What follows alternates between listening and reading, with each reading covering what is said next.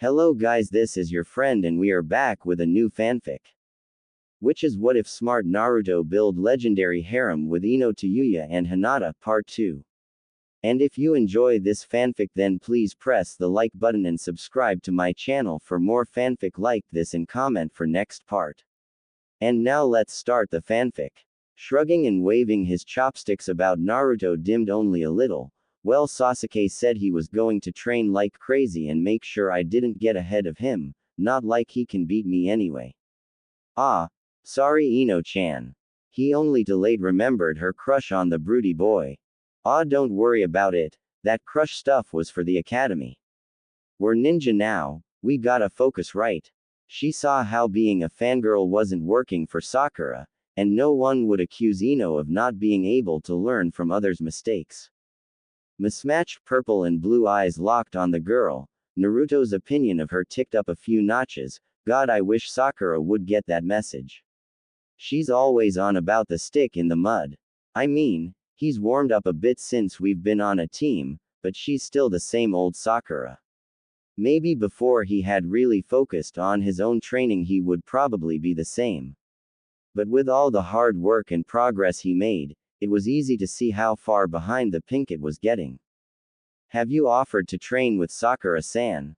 It was Hinata who garnered his attention now, leaning forward just slightly more than proper while looking up at the male blonde. Oh, score 1 for the quiet one. Was that a blush on Naruto's face? I've tried, but she always blows me off, so I gave up a while ago. Says something about it'll affect her figure or whatever. I mean, we're ninja, as much as we work out and train, you gotta eat all you can, not like it's easy for us to put on the weight. Naruto was a testament to that. Ever since he had upped his training he was almost always hungry. Good thing mission pay was pretty decent and his apartment was dirt cheap. Ino grimaced for only a moment, that cheap little hussy. So she had some already, but that wasn't everything. So do you like girls with a little weight on them then, Naruto-kun? Attempting a decent lowered tone, she was declaring war. Naruto finished his last bowl with a satisfied smile. I mean, everyone should be healthy. Starving yourself is no good. Point of the question flying way over his head, but it was enough for the girls on either side of him. Well, Naruto-kun, since you're finished, would you like to continue training? Hinata herself put down her last bowl. Only slightly behind the boy, she'd show her dedication in her own way. Take that stick, girl. Shaking his head, Naruto held up a scroll. Actually, I gotta run to the Hokage Tower first. I forgot Gigi summoned me about something with the mission.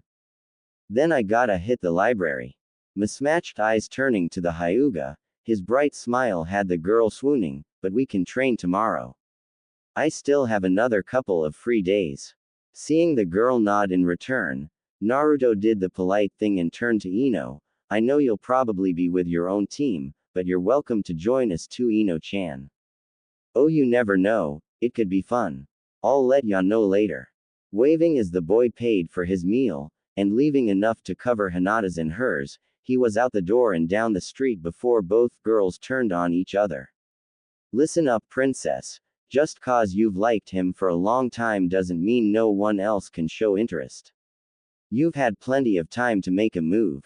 Says the hussy that jumps from newest fad to newest fad. I'm actually interested in Naruto-kun, what about you? Eyes hard, things were escalating a little too quickly. Okay, time out. Ayame clapped her hands, seeing a reason to intervene now that the clueless boy was gone. Seeing both girls looking up to her with questioning looks, the pseudo-elder sister grinned. You both know Naruto wouldn't approve of you fighting like this. So let's set some ground rules. Seeing as both girls were paying attention, knowing that if big sis Ayame said something Naruto would listen, and that also would be true if she decided to tank their chances. Use your minds, not your fists. I know ninja are a more physical bunch, but Naruto doesn't have a lot of people he calls friends, and seeing two friends fighting would crush him. 2. No tricks, at least on Naruto. 3. This is neutral ground. If you're all here, you're here as friends. Got it? Sitting and thinking about it for a moment, the more diplomatic Hyuga had no problem agreeing, that's fair, Ayame-san. She'd spar with her father for a week straight before giving up to Ino. Big sis makes the rules. Ino could play the game however, and knew it better than the wallflower. This was going to be easy peasy. Smiling and nodding, Ayame motioned to the door, then off you go. Unless you'd like to order more without Naruto here. Seeing both girls eye each other before shaking their heads and leaving, Tsuki leaned over to his daughter. Why is every ninja that comes through here so crazy? Shrugging, Ayame started collecting empty bowls. One think that's just ninja dad, I think they're all a little cracked. Down the road and making great time to the tower, Naruto was in high spirits. He got to have lunch with probably his two best friends outside of his team. Ayame seemed to like them, and they agreed to train with him. What more could today ask for? Bounding into the building and slowing only moderately at the stairs, the Uzumaki was before the Hokage's secretary after only a few moments. Naruto Uzumaki, answering the Hokage's summons. Shuffling some papers around before shooting the boy a bored look, the Chunin guard nodded before waving him through. Go on, he was expecting you a while ago. Missing the boy chuckle and bow as he walked away, the wondered if he could finally take lunch. Inside the office, closing the door behind him, Naruto was met with his Gigi leaning back into his chair, pipe in hand. With a groan and a weary smile, the Hokage made eye contact with Naruto. It's good to see you, my boy. Took you long enough to stop by. Feeling bad that he hadn't been able to check up on the boy. He could at least give him some good news today. Sorry, Gigi. Woke up and started training right away. Oh, Hinata-chan joined me today, and we had lunch too. Oh, and Ino-chan stopped by as well. And, chuckling and cutting the boy off, Sarutobi could always appreciate Naruto's energy. I'm sorry, Naruto, as much as I would love for you to tell me all about your day, you are a bit late, and I have something to give you before continuing other duties. He was not looking forward to another council meeting. Did they really need his input in order to change a street name? Scratching his neck, Naruto nodded. Sorry, Gigi, so what's up? Reaching into his desk, the elder ninja pulled out a scroll and leaned forward to hand it to Naruto, who took it slowly and waited for an explanation. We forgot about it during your debriefing of your mission. But because you were the one to solely take down the demon brothers, their bounty also goes to you. So that's your extra payment. Be responsible with it. Sarutobi had watched the boy long enough to know he'd just buy more ramen with it at most. Boy saved quiet a lot of money that way. Already thinking of hitting the weapons shop. He needed scrolls and sealing ink. Thanks a lot, Gigi, this'll help out a ton. Standing a little straighter, Naruto gave his Hokage a laid-back thumbs up. Nodding and waving the boy away with a smile, Sarutobi starting piling together his paperwork. Go on now, and take care of yourself. Watching the boy turn and run off, he wondered briefly if he could get some time with his favorite book. Naruto, however, was already down the stairs and making a break for the outside world. Lunch with his friends and now extra pay, today was just about perfect. And he knew just what he needed to finish out such a great day. The weapons shop owner Higurashi-san had been talking about some explosive liquid the other day. Nitrous, well, nitro something or other. And he just had to get some of it to play with. It was time to get back to his other favorite thing in the whole world. Several days and a much poorer Naruto later, all of the genin members of Team 7 were looking at their sensei with disgruntled looks. Though it was Sasuke who spoke up first. You wanna run that by us again? Naruto wiggled a finger in his ear. Yeah, I'm pretty sure I had something crazy in my ear just now. Cheeky brats. Kakashi was just showing them how proud he was of them. By signing them up for the next Chunin exams. I think the Chunin exams will be good for you. And plus, they're here in the village, so you'll have the home field advantage, which is a big plus. Less likely for anything to happen to you. Sure, They hadn't graduated all that long enough, but they had already been through a lot. They had talent. And if they happened to actually make it further than, say, Kurenai's team or Asuma's team, he'd win a pretty decent wager too. He wouldn't even consider his team not making it further than the other sensei's teams, because giving up his book was blasphemy. I mean, do you think we're ready? Sakura was trying to be a voice of reason here, thinking of possibly her own shortcomings for once. Shrugging, it was Sasuke who spoke up. I mean, it would be good experience. It's not like we're expected to make Chunin as rookies anyway. We could see what we have to look forward to. Naruto agreed and said as much, plus we could show off, and you never know, wouldn't it be super cool if we did make Chunin first try? Ever the optimist, Naruto was all for full steam ahead. Passing the kids their information sheets, he nodded to them before getting ready to go. Well, there are your forms. Fill them out and meet at the designated location in 2 days. And don't get into any trouble. Looking pointedly at Naruto, the Junin left in a swirl of leaves. Looking at each other, the three got comfortable in their training ground, now willing to take it seriously now that their teacher had left. It was Naruto who held up a finger first. So do we really wanna do this? Sasuke nodded.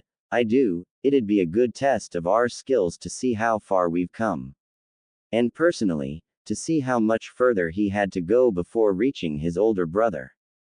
Sakura made a show of sighing heavily before nodding. It'd be good for learn something new, plus, we do things as a team, so if you both wanna do it, then I'm in. She was trying to warm up to the blonde and not treat him as she had before. It was easier now that he wasn't asking her out all the time. Naruto nodded. So what do you think? Going into an unexpected situation, should we be worried about anything? Sakura shrugged. We have our pass codes in case someone tries to take our place or we get separated. Maybe spying options. If we're fighting against other teams, it'd be good to have some idea of how to spy on others and relay information. Book smart she was, that knowledge could be applied when she was focused. Shrugging, Naruto made several clones. I mean, I kinda have that covered. Sasuke saw where the mistake was, however. Remember the bridge. Unless you've already made them, you might be at a disadvantage. Remembering the blood on his face, that missing eye, no. They were alive and here now, that was what mattered. Sakura tapped a clone. Couldn't you transform a few? Turn them into pieces of your clothes, or maybe something small so it wouldn't be noticed moving around. Like a bug. Sure, you wouldn't get past an Aburame, but plenty of others would be fooled. Thinking about it, Naruto looked at all of this clones, about a dozen or so, before trying to plan it out.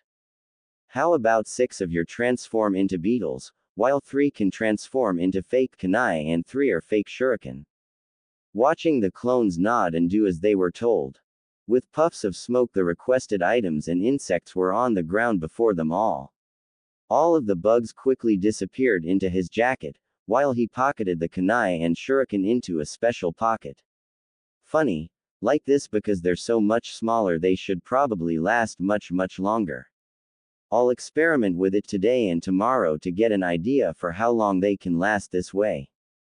Thanks, Sakura. I never would have thought of using my clones this way. Nodding, Sakura had a superior smirk on her face, and that's why I'm the smart one and you're the explosion nut. Sasuke shrugged. Anything else we should maybe worry about? Sakura giggled. Being vastly outnumbered. I'd have to be dead, Sakura-chan. Being vastly overpowered. It was Sasuke with the thoughtful question. Naruto almost immediately wanted to boast that that wouldn't happen. But he too remembered Zabuza and Haku. I could use my clones to force some distance, help us regroup and decide to either fight or retreat. Sakura nodded. I wish I had the chakra to reliably use the Shunshin like you. It'd help. Sasuke stood up for her. I can't use it well either right now. So we'll have to rely on Naruto for distraction. It's what he's best at after all. I wanna be offended, but I can't be. Spending another half an hour thinking about possible scenarios and plans. The three Chunin hopefuls all stood at the sound of Naruto's stomach grumbling. Are you ever not hungry? Sakura was looking sidelong at the boy. Sasuke stuck between them as per their new norm. I train tons, of course I'm always hungry. That reminded him, he'd have to take the training seals off during the exam. Wouldn't do to be slowed down. Joking and laughing as they made it back to the village proper, it was a distracted Konohamaru that slammed into their pink teammate. Hey, watch where you're going. Ugh, why don't you watch it? With a forehead that big it's amazing you don't fall over on your face. Giving the girl the stink eye, both of his friends and Naruto were trying to warn him. What was that? The low tone and growl were all Naruto needed to know. You better run, Konohamaru. Seeing the girl getting angry, the grandson of the Hokage did just that, turning tail and running as fast as his legs could carry him. Sakura was hot on his heels. You know, should we be worried she can't keep up with an academy student? Naruto was leaning over to Sasuke as they followed much slower and much further back. Depressed is a better word. Sighing at the skill of their third teammate, the reforming broodster wasn't sure how to help her get over her habits. You know, if you told her you liked girls who could fight, she'd probably start training more than me. Naruto had his hands behind his head, more comfortable than usual on the topic of the girl he used to like. Huh, finally over that crush. Yeah, I guess so. Seems too dumb now, chasing after someone who barely knows you exist. Ow. Hey, watch where you're going, brat. How about I put you in your place? Not recognizing the voice, Sasuke and Naruto both blurred ahead, Naruto taking to the roof and scattering clones, and Sasuke stayed low and angled into the alley the kids had tried to hide in. Coming up and stopping in front of Sakura, Sasuke sized up the newcomer. Clad in a black bodysuit and purple face paint, the teenager was holding Konohamaru by the front of his shirt. Behind him and obscured slightly by a wrapped bundle on his back was a blonde girl with her hair up in 4 pigtails, wearing a black battle dress and fishnet stockings. A large war fan was on her back along with a deep frown. Leave him alone, Kankuro, we're not here to bully kids. Kid needs to learn some manners, why don't I break a finger or two and then we can go to Mari?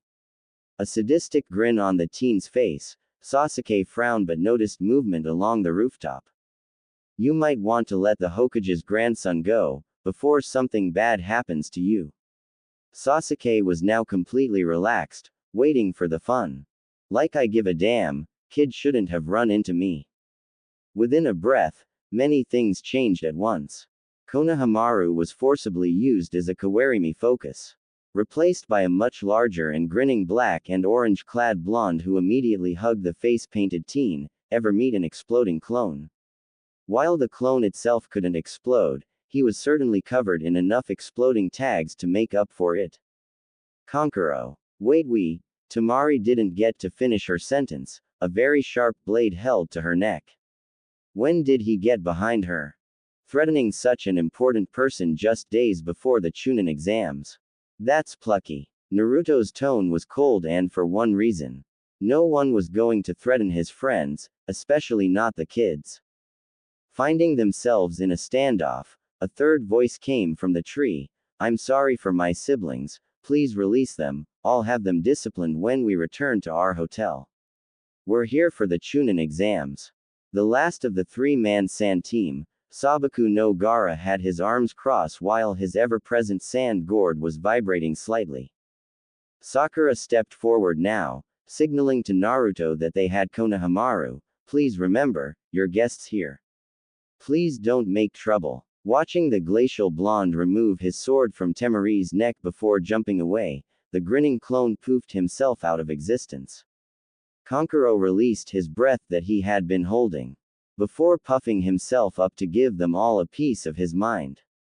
Kankura, enough, or I'll kill you. That froze the older boy in his place. More than a little unnerved about the dynamic between the three teammates, Sasuke stepped forward. You, redhead, what's your name? Sabaku no Gaara. And yours? The blonde too. Sasuke Uchiha and Naruto Uzumaki. We'll be waiting for you in the exams. A cold grin on his face, Gaara nodded, you better be. I'm looking forward to having worthy opponents. All three siblings left in a swirl of sand after that. Turning to each other after Naruto rejoined them from the high ground, they all had to wonder. Just what kind of monsters were they going to meet during this exam? The day was bright with a clear sky and warm winds that welcomed all the visitors to the village hidden within the leaves. And today was a special one as a certain lazy Junin's team readied themselves as they made there. So are we all full on kunai and shuriken? Hi Sakura, we're good. Sasuke was patting his own pouches just in case. You got your transformed clones and plenty of sealing ink just in case. Pinkett now turned to the black and orange blonde. Yup, and some extra stuff just in case we need a big distraction. Said blonde had a huge grin on his face. Not everything can be solved with explosions, Naruto. Sasuke's deadpan tone had Naruto chuckling. Nonsense, that just means you haven't made a big enough explosion yet. As all three reached the front of the testing building, it was Sakura who stepped ahead of the boys and turned to face them with a fist held out. I know I'm not the combat type like you two, but I think we're a great team. Let's watch each other's backs, do our best, and come back alive. Bumping a fist with the girl much to her barely held back delight, Sasuke had his patented smirk on his face. Let's do better than that.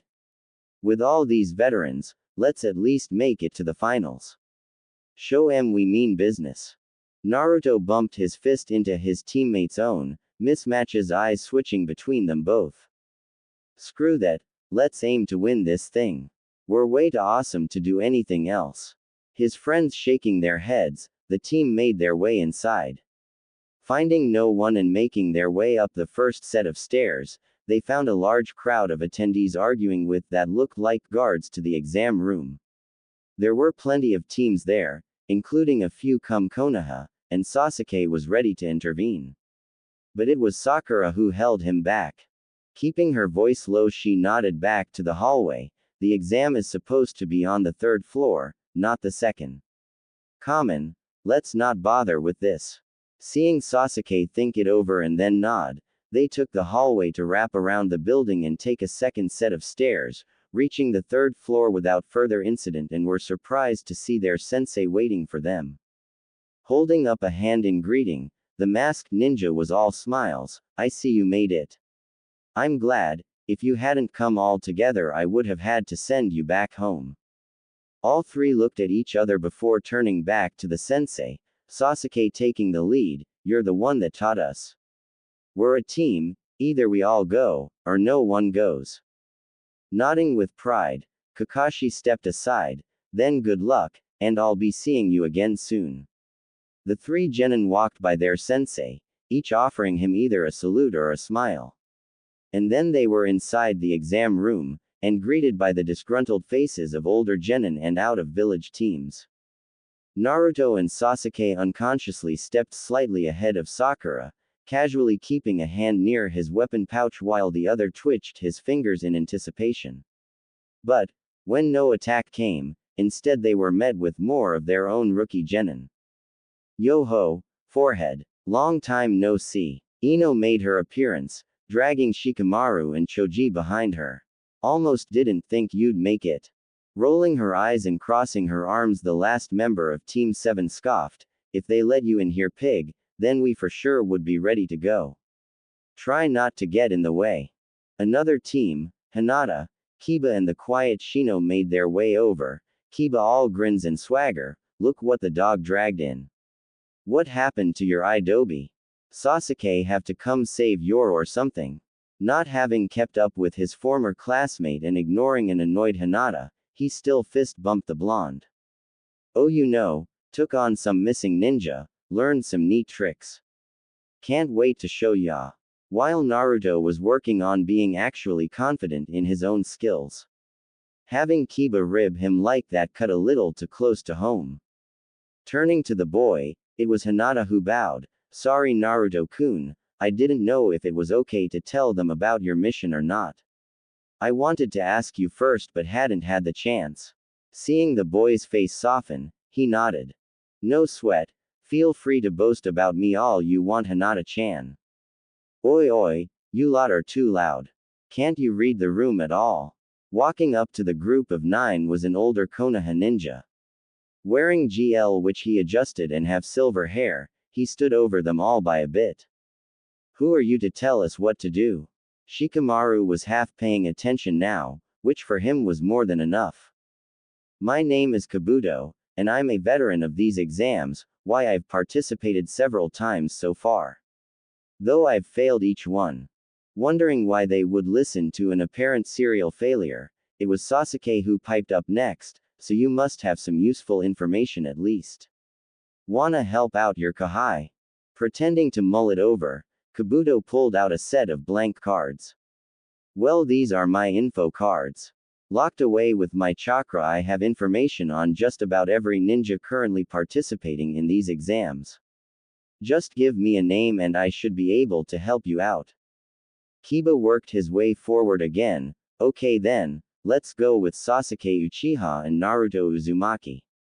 Singling out both the best in the class and the worst, he wanted to see where he stood between the two. Add in Sabaku no Gaara. Sasuke lifted a finger, wondering why Kiba was so interested in his team. Nodding, Kabuto shuffled his cards. It takes a little fun out of it if you have their full name, but I got M. Pulling one out and flipping it around, the older boy read from it, Sasuke Uchiha, sole heir to the Uchiha clan. Member of Team 7 under Hitaki Kakashi. Multiple D rank, but there is a C rank turned a rank. Special abilities include an unlocked Dojutsu, the Sharingan. Shuffling through the cards again, he pulled forth another. Naruto Uzumaki, apparently the last of his clan as well and an orphan since birth. No special skills mentioned, same team as Sasuke Uchiha and completed the same mission, turned a rank. Unknown damage to left eye changed its color. Boring. One last shuffle and he pulled forth a third card, Sabaku no Gaara, son of the Kazekage and leader of his team. Several C, B, and a rank missions, where he has always returned without a scratch on him. Obviously a foe to be concerned about. Stashing his cards away with a sigh, Kabuto felt like ribbing some of the foreign teams, not like the newcomers from the Sound Village. Nothing of value on those teams. Overhearing the boy and growling, one boy wearing gauntlets was ready to make Kabuto eat his words. Wanna say that to my face, you leaf trash? Come get some then. He and his team ready to start a brawl. They were interrupted by an explosion from the front of the room. All of you better sit down and shut up. Your proctor is here and if I see any fighting without my go ahead, I'll toss you out myself. The large bandana wearing man was both large and loud, quickly cowing anyone thinking of speaking up against him. Now Chunin assistants are going to come around and give you numbers. Those numbers are seats. Take your place as we will begin the first round. Naruto, Sakura, and Sasuke all nodded to each other before allowing themselves to be led away to their seats. It was a few minutes of everyone getting situated and settled before the now named Ibiki listed off their rules.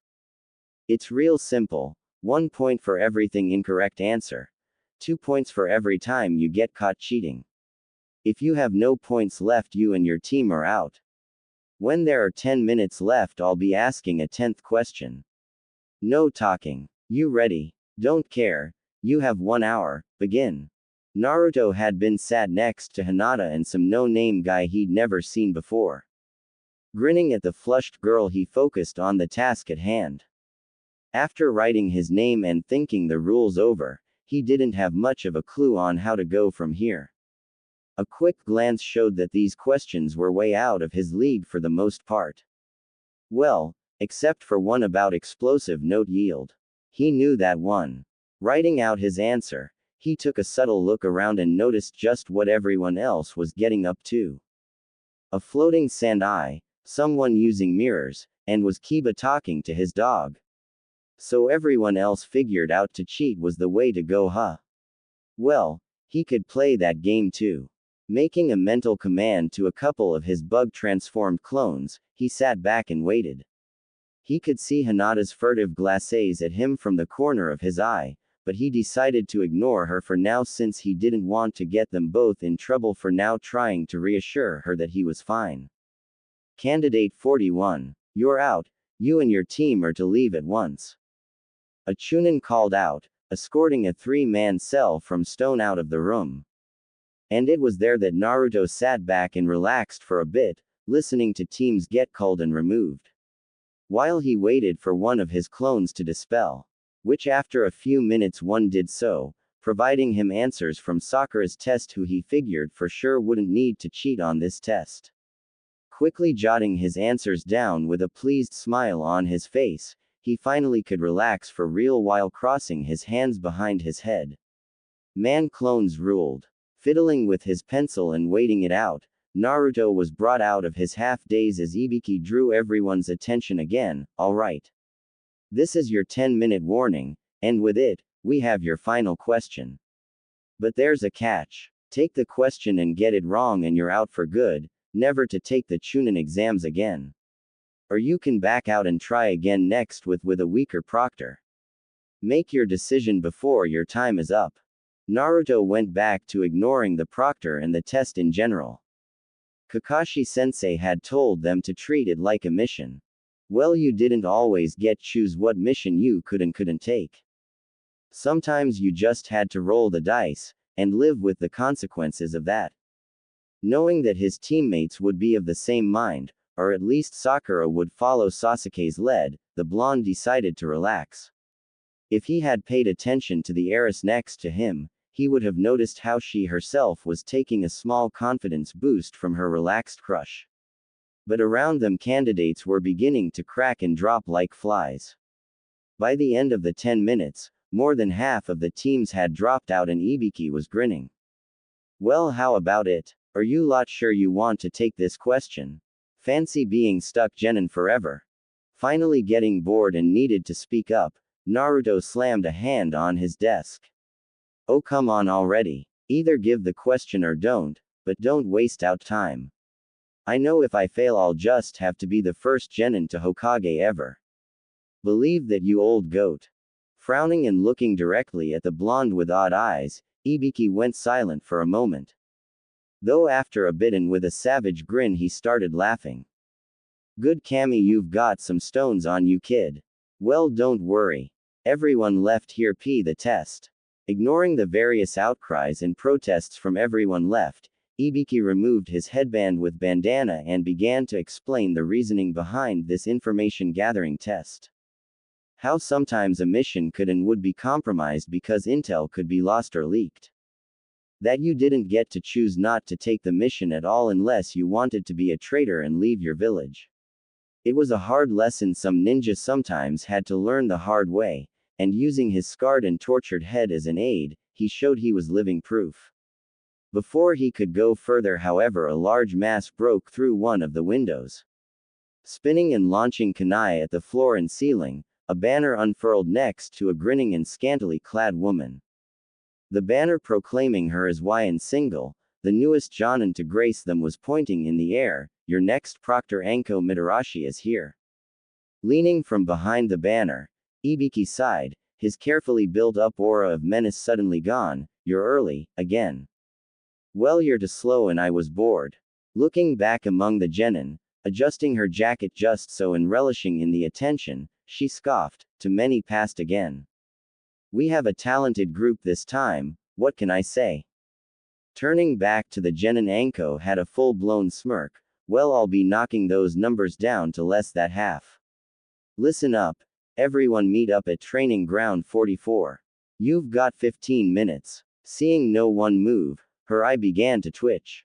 I think I made a mess, some poor soul muttered out. She is pretty hot. If you don't get moving I'm gonna start launching kunai. Anko was back in a good mood as every team was forming up and out the windows in a flash. Turning back to Ibiki, she shrugged. Anyone I should be worried about? No one you shouldn't expect already. Waving a salute, Anko was out the window as well. 10 minutes and several panting teams later, Anko was standing before the assembled group. Holding up a sheet of paper, she was ready to begin explaining. Listen up. Behind me is my own personal playground, affectionately nicknamed the Forest of Death. Inside you will find plenty of local floral and fauna that are just dying to keep you company. Your team will be given one of two scrolls, one of heaven or one of earth. Your task is to take another team's scroll and make it to the center of the forest to the exam tower within 5 days. Any questions? A plump hand rose from the crowd. What about food? Enko's grin only grew. Why, the forest will provide. Either it'll feed you, or you'll feed it. Motioning to a tent nearby while the gathered teams murmured to each other, she held up a piece of paper. Everyone will be provided a consent for that they must sign before being given a scroll. The form is due to release the village from liability if you should do. There are no rules inside the forest, so some advice. She paused while looking them all over. Don't die. Team 7 signed their forms and handed them in, retrieving a scroll of heaven for their trouble, which Sakura immediately handed over to Naruto with a nod from Sasuke. Sealing it away on a storage seal marked on his left should that he could just reach without taking off his jacket, he was suddenly reminded to release his weight seals. Doing so and feeling the associated seal paper burn away, he felt both the restriction on his chakra and his body lifted.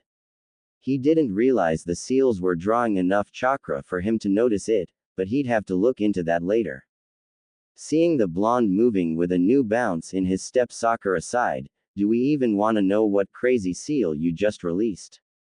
Shrugging, Naruto followed behind Sasuke as they found their gate and waited for the start of the test. Nothing crazy, just a waiting seal. Something for training that I forgot about. He bounced in place and waved his arms this way and that. He felt like he could fly at the moment. And yet somehow I just know you overdid it.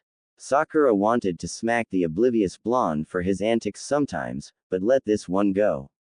Naruto was a training freak after all, so at least this was somewhat expected. Anything else experimental we should be concerned about? Tilting his head from side to side in thought, Naruto donned a foxy grin and gave his friends a thumbs up. If you see me running full speed away from something, either smoking or something I just threw, you'd better just start running with me, no questions. Sasuke sighed. That's just our standard procedure now, you maniac. Training with you has clued us into your nonsense. Explosions are life. Explosions are going to get you killed. But it'll be flashy as hell. Hearing a buzzer and their gate open up, all three looked into the darkness of the forest, and it was Sakura who punched both boys in their arms. Let's go. You can argue about who's a bigger idiot after we get to the tower. I don't want to spend any more time than I need to in this shitty place. Jumping into the trees, Sasuke and Naruto high-fived and followed after her. How long do you think it'll take before she figures out we do it on purpose? Give it a few years. She's book smart, but too trusting. Catching up to the long-haired girl and flanking her, Naruto immediately set about making a few dozen clones who immediately set off into the trees. So what's the idea? Hunt down some teams right away and get our scroll, or make our way closer to the tower. Naruto was now fully in battle mode, and the others were learning that this Naruto was much better at on-the-fly plans. Sakura twirled over a branch and launched herself a little higher. For the hell of it, given our manpower advantage, we should try out hunting while heading toward the tower. If we don't get a scroll by then, we'll hide out and wait. Sasuke as well agreed, plus if we get to the tower early we'll have an advantage against the other teams. Of course, again, if we don't get a scroll first. Naruto nodded and they continued on in silence for the next hour, casually making a serpentine path towards the tower. Eventually Naruto frowned and motioned ahead of them, waving 3 fingers. Rain team ahead, I've got a group of clones on M, wanna take M out? Sasuke nodded. Do it, try for non-lethal please. Naruto nodded and created a clone that immediately dispersed, slightly confusing Sakura. What was that one for? Naruto poked his head. Sending simple mental commands isn't too bad. You know, go here or stop there. But making a battle plan takes more work. so it's easier to make a new clone with my memories that then disperses and sends the information to all of my clones. Nodding and understanding how it worked now, Sakura fell behind the two boys while producing a kunai in her right hand. As Naruto dropped down to the ground level, weaving through the trees and vines, Sasuke and Sakura followed after him to come upon a group of struggling and hog-tied rain genin. 4 clones were surrounding them, who all saluted Naruto before jumping back up into the tree cover. Where'd you get the rope? Trade secret. Baka. Knocking the other ninja out and rifling in their pockets and packs, it was Sasuke who came upon another heaven scroll. Wrong one, but we could keep it as a bargaining chip if we run into a leaf team. Sounds good to me. Naruto was already looking around and scanning the trees. Sakura sighed as she helped Sasuke drag the 3 genin against a tree and leaned them up against it. They'd be pissed when they awoke, but that was the exam. Let's get moving then, we still have a lot of daylight after all. Both boys nodded and they were quickly back into the trees and onto their meandering path toward the tower. Naruto frowned and twitched for a moment, drawing the other two's attention, and he mimed a fist crushing something. That Gaara kid, he can control sand. Crushed one of my clones with it. Sakura nodded. Being from the sand village, that has to be an amazing skill to have. Better steer clear of them. Yeah, having the memories of getting crushed once is more than enough. But Naruto didn't get to finish as a large burst of wind knocked him away from his teammates. Naruto. Almost instantly they were set upon by a grass ninja, who was going after Sasuke like it was his only goal in life. Naruto, however, was trying to right himself and return back to his team. Some was trying to split them up, and he was going to show them why that was a bad idea. Something large hissing at him, however, had him looking over his shoulder. Oh, you gotta be kidding me. A snake easily 3 times as tall as he was already had its mouth open wide, ready to swallow him whole. I blame the Tem. Disappearing from sight, Naruto vanished into the maw of the jungle predator. The small clearing was quiet while the snake swallowed and looked around lazily for its next meal, before something stung from inside its gullet. Retching once, twice, before bloody foam began to escape its mouth, the reptile began to thrash and twist into the trees and dirt while obviously in pain. And just as suddenly as it had swallowed its easy meal, a black and gleaming sword carved its way out from its soft underbelly. With furious motion, the sword twisted and turned several different ways before, in a shower of blood and gore, Naruto burst free from the snake's belly, landing on a knee while holding the sword over his shoulder. Standing and shaking himself free of snake guts and saliva, Naruto pouted.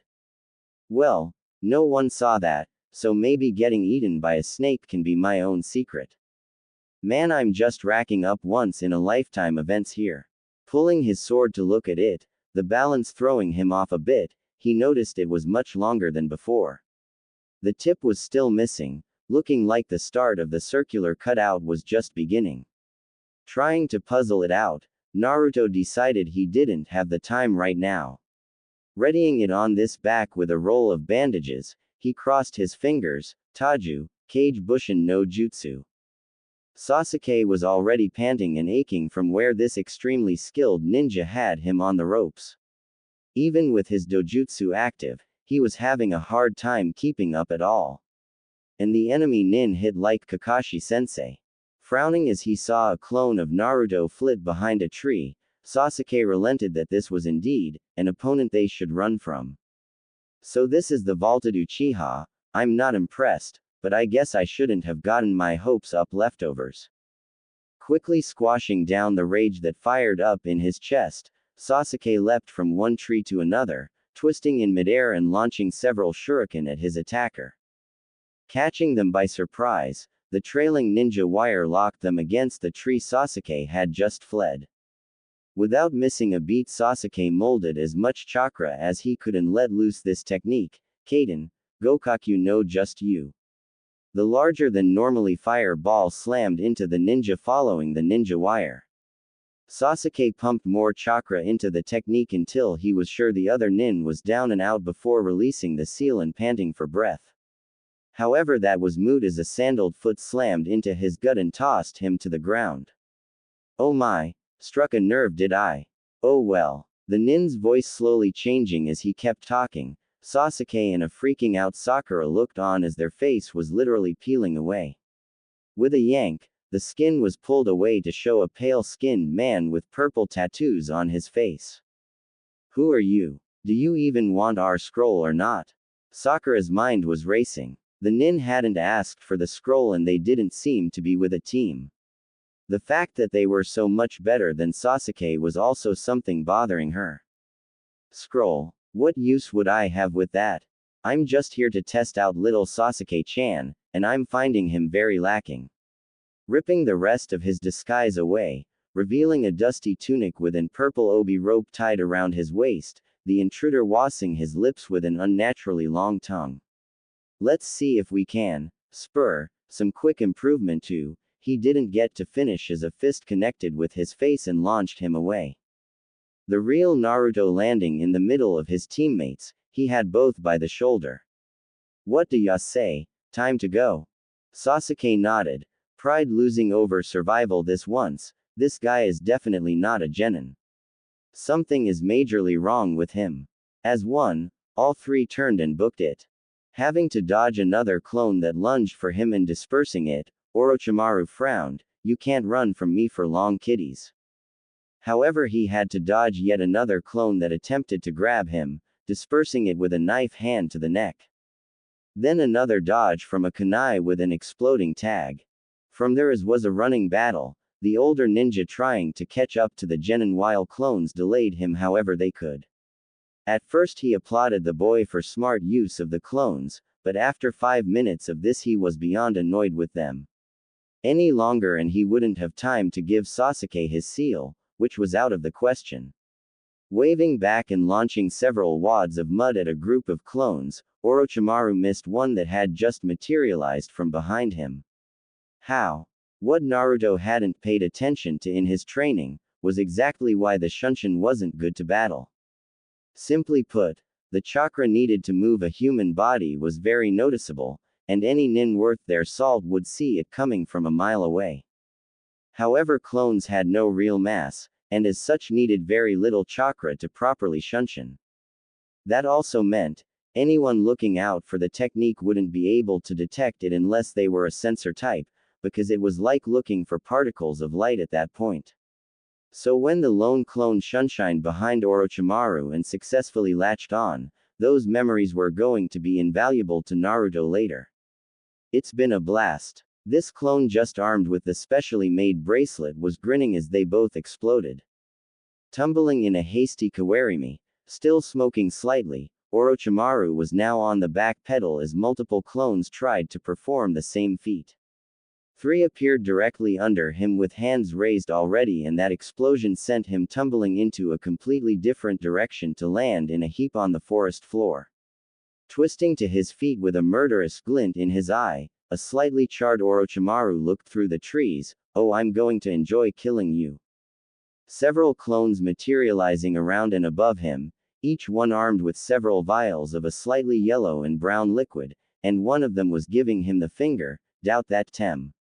The resulting conflagration of light and sound rocked the very earth.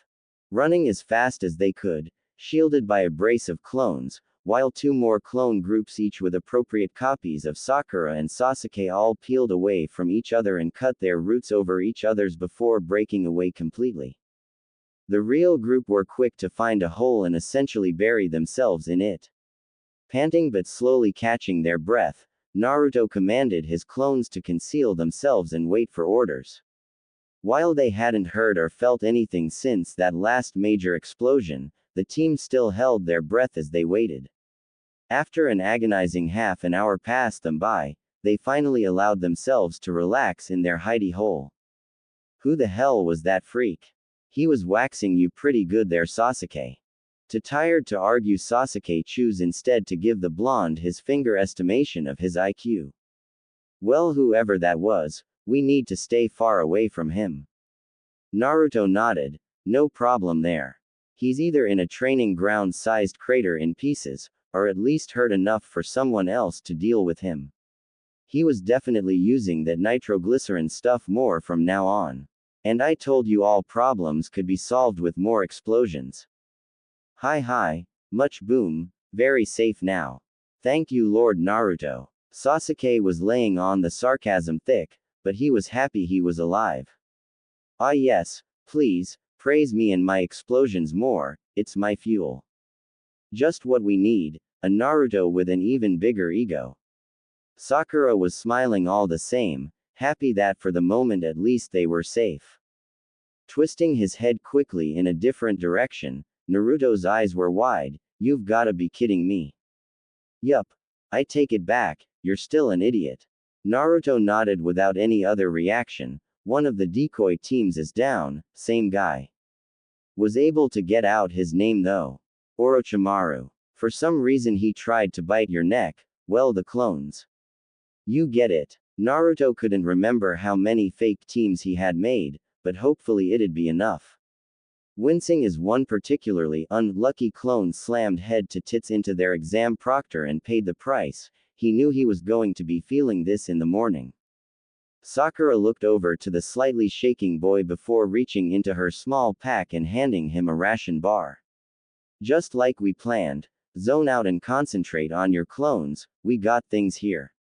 The hole they found themselves in was barely big enough for the three of them as it was, and the entrance would force anyone to have to crawl on the belly like they had to get in.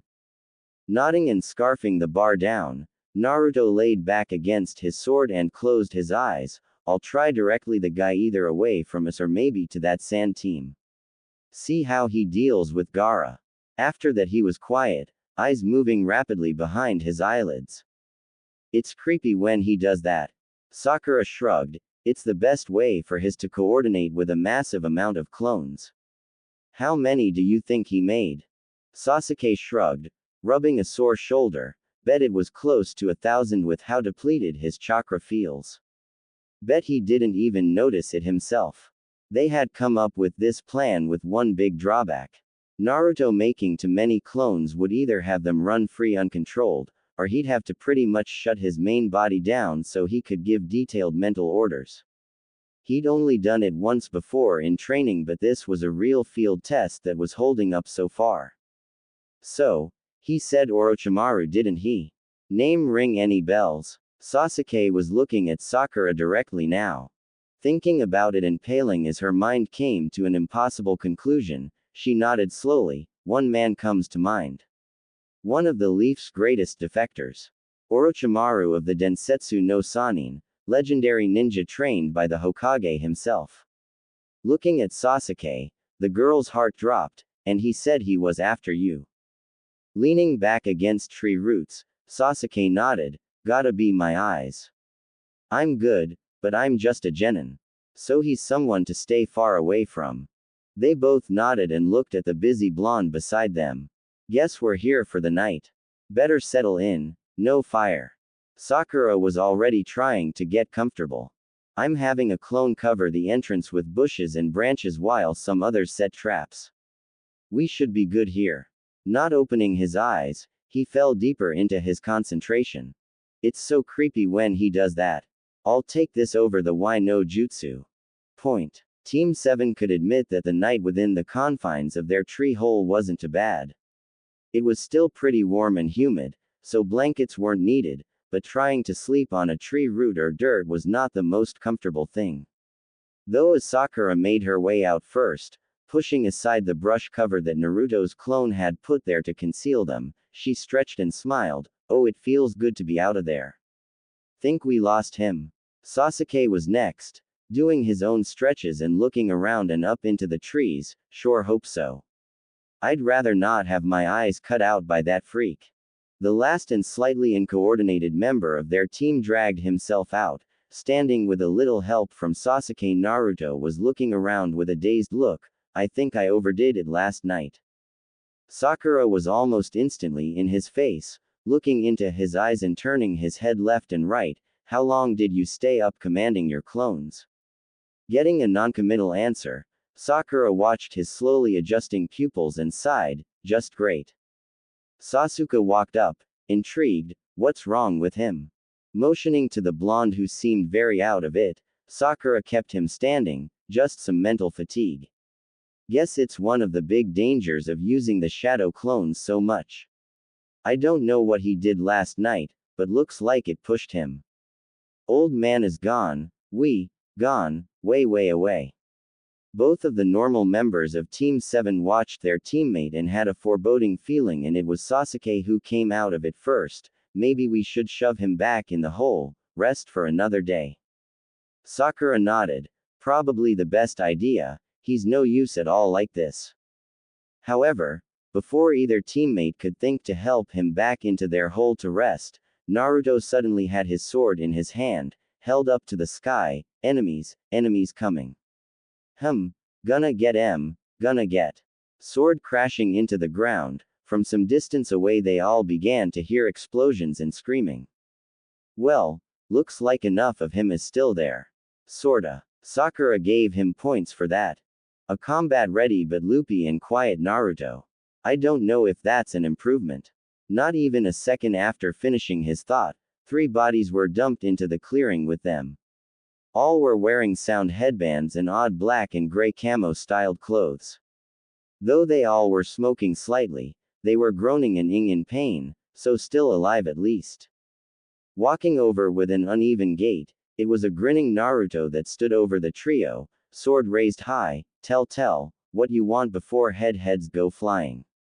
Blue and purple eyes were practically glowing in the early morning light. Dosu had remembered their orders from an angry Orochimaru. Kill the blonde and test the Uchiha. Supposed to be easy. Getting blindsided by exploding clones and then set into a gauntlet of traps and even more explosions was not what he had in mind for the day. And now, the same psychotic blonde looked ready to kill them all.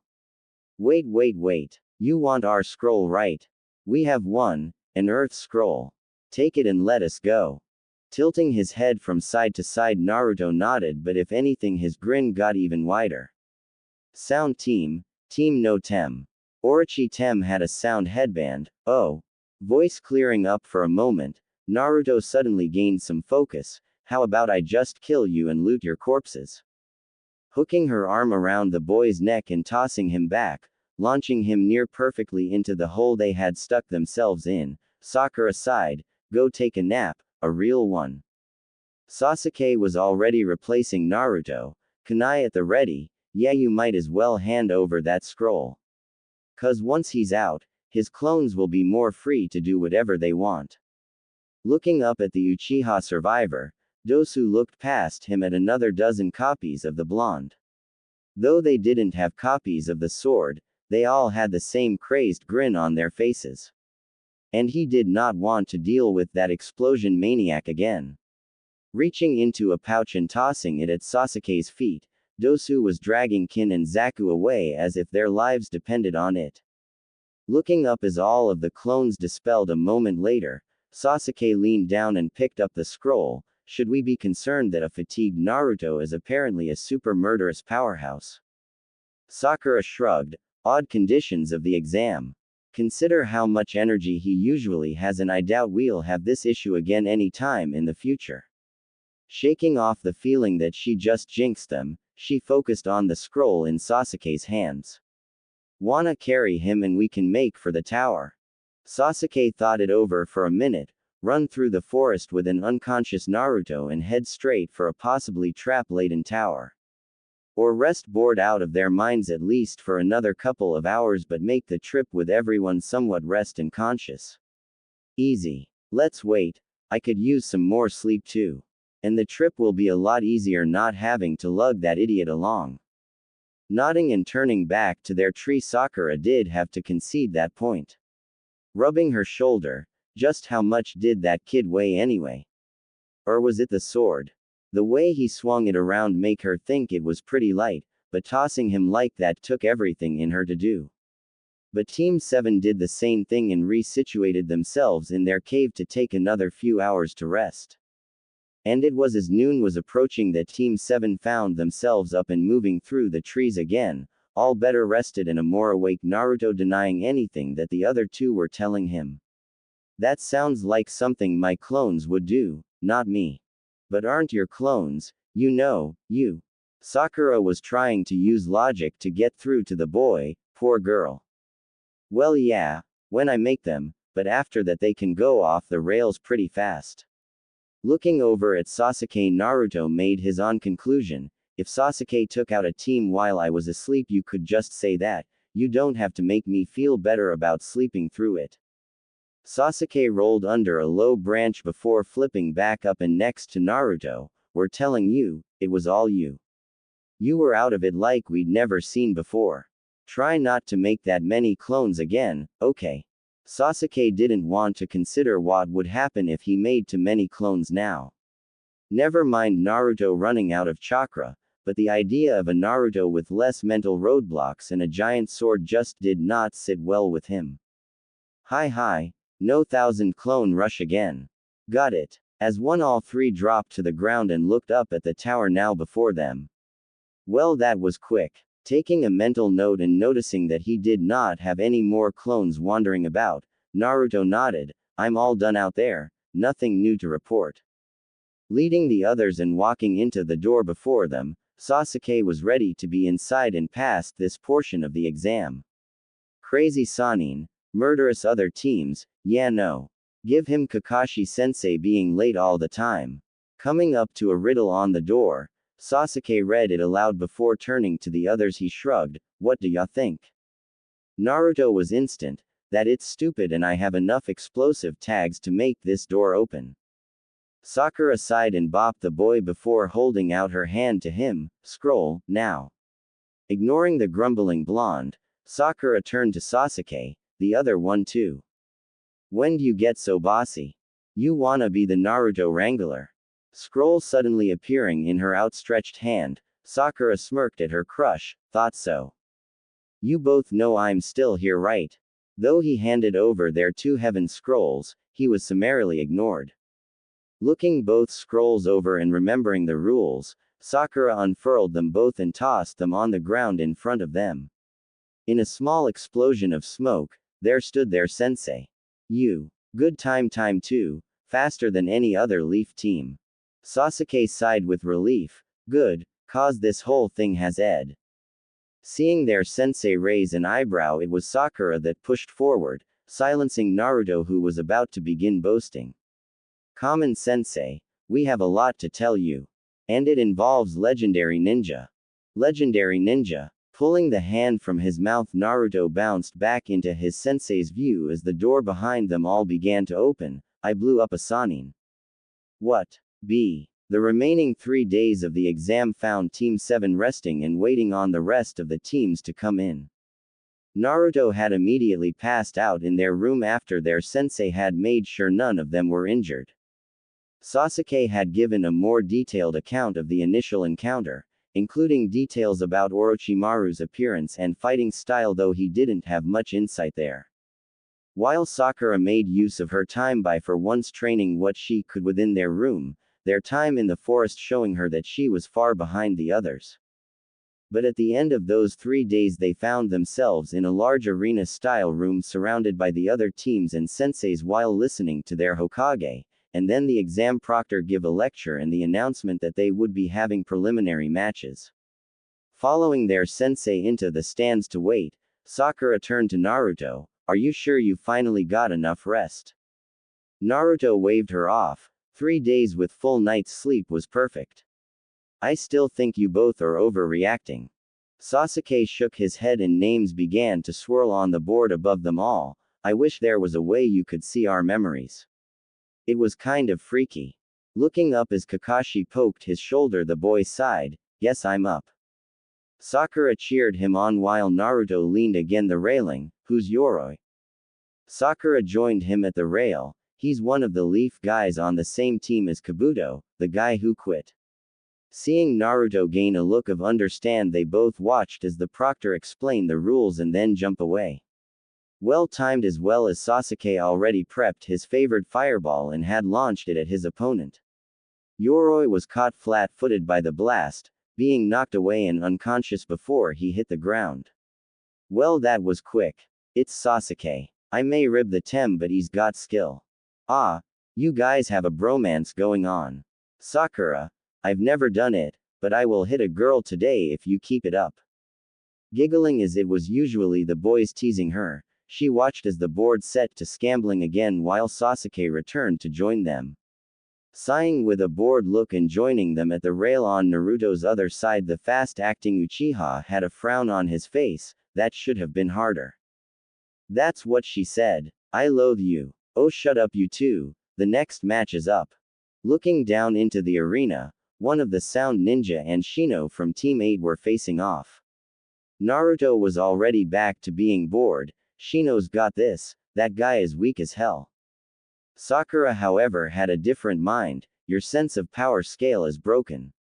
He has to have some skill to be here. Almost literally stuffing his hand in his mouth to keep himself from quipping about her being here, Naruto had to think about the almost complete turnaround about his feelings surrounding his crush. Shaking it off and watching as Shino used his bugs to great effect, keeping away from Zaku's attacks before tagging him with enough bugs to render his weapons useless. See? No contest. Seeing Zaku start to rage, Sasuke frowned. He wouldn't. Watching the boy blow his own arms to bits in an attempt to continue the match, Sakura nodded. He would. Watching as medics came and tended to Zaku before carting him away, Naruto turned to his sensei. Who do you think has the best shot of making it all the way to the end? While Kakashi wanted to immediately say his cute students, of course, he watched all three of them turn to him. They had been taking this seriously, though with some humor from the get-go. They deserved some truth. While I wanted you all to make it through to the final round, you have to put up with some real monsters here. Including some veteran genin, both from the leaf and most notably from the sand. I still think you all have good chances, but it'll be hard. Sakura nodded. So Gaara and anyone from Team 10. Naruto nodded as one of Gaara's teammates was now fighting in the ring against Kabuto's last teammate who stayed in to fight, Tsurugi, if the board was right.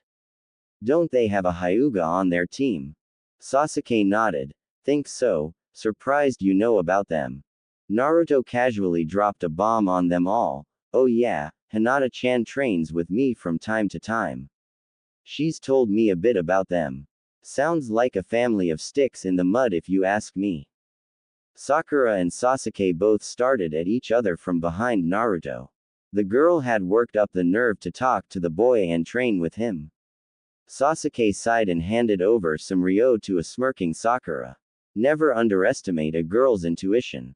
What was that? Naruto looked over at Sakura in confusion.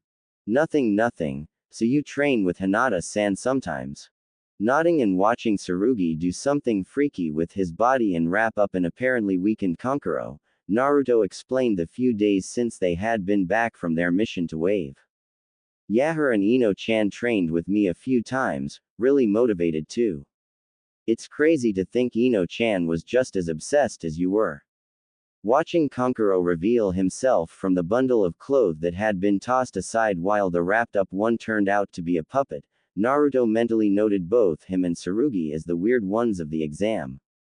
Blinking in surprise while ignoring their sensei cry manly tears, Sakura tried to make sense of what her teammate just said. You said Hinata and Ino train with you. Watching the noodly boy be loaded onto a stretcher and the next match be decided, Naruto nodded. Yeah, and we got lunch a couple of times too. They've been fun to hang out with. You two should join us sometimes. Steadfastly deciding not to get in the middle of that at all, Sakura instead nodded. Sure, maybe one day. Yeah, if what was going on what she thought was going on, she wasn't going anywhere near Naruto after team missions. Sasuke, however, didn't see the issue if both Ino and Hinata were involved, could be Fuuan. Receiving a kick to the shin and a pointed look from Sakura, he rolled his eyes. If we have the time. I've been ignoring clan duties after all. Looking up as the announcement board showed Ino and Sakura's names, Naruto cheered for them both. Sakura gave a tired sigh as she jumped over the rail to her fight. Wait, What kind of duties do you have that you haven't been doing? Sasuke shrugged, realizing he's never talked about it with his team. Well, technically, I'm the head of the Uchiha clan, and as such, I'm supposed to be attending council meetings and such. I haven't had to until I became a full ninja, but now that I'm considered an adult, so I'm supposed to attend whenever I'm in the village. Not that it matters, I don't really have any influence at all right now. No clan of just one after all. Not that plenty of girls and women older, much older, than himself haven't offered to fix that. There was a reason Sasuke was so girl shy. Naruto nodded. Ah, well, if you need help, let us know. You know we'll help you out if we can. We're your team. Watching the two girls beat the snot out of each other below, Sasuke nodded. I appreciate it, Naruto. Looking over to the boy who started cheering for Sakura, and then cheering for Ino, he normally taciturn boy sighed, that doesn't mean you can solve my council issues with explosions.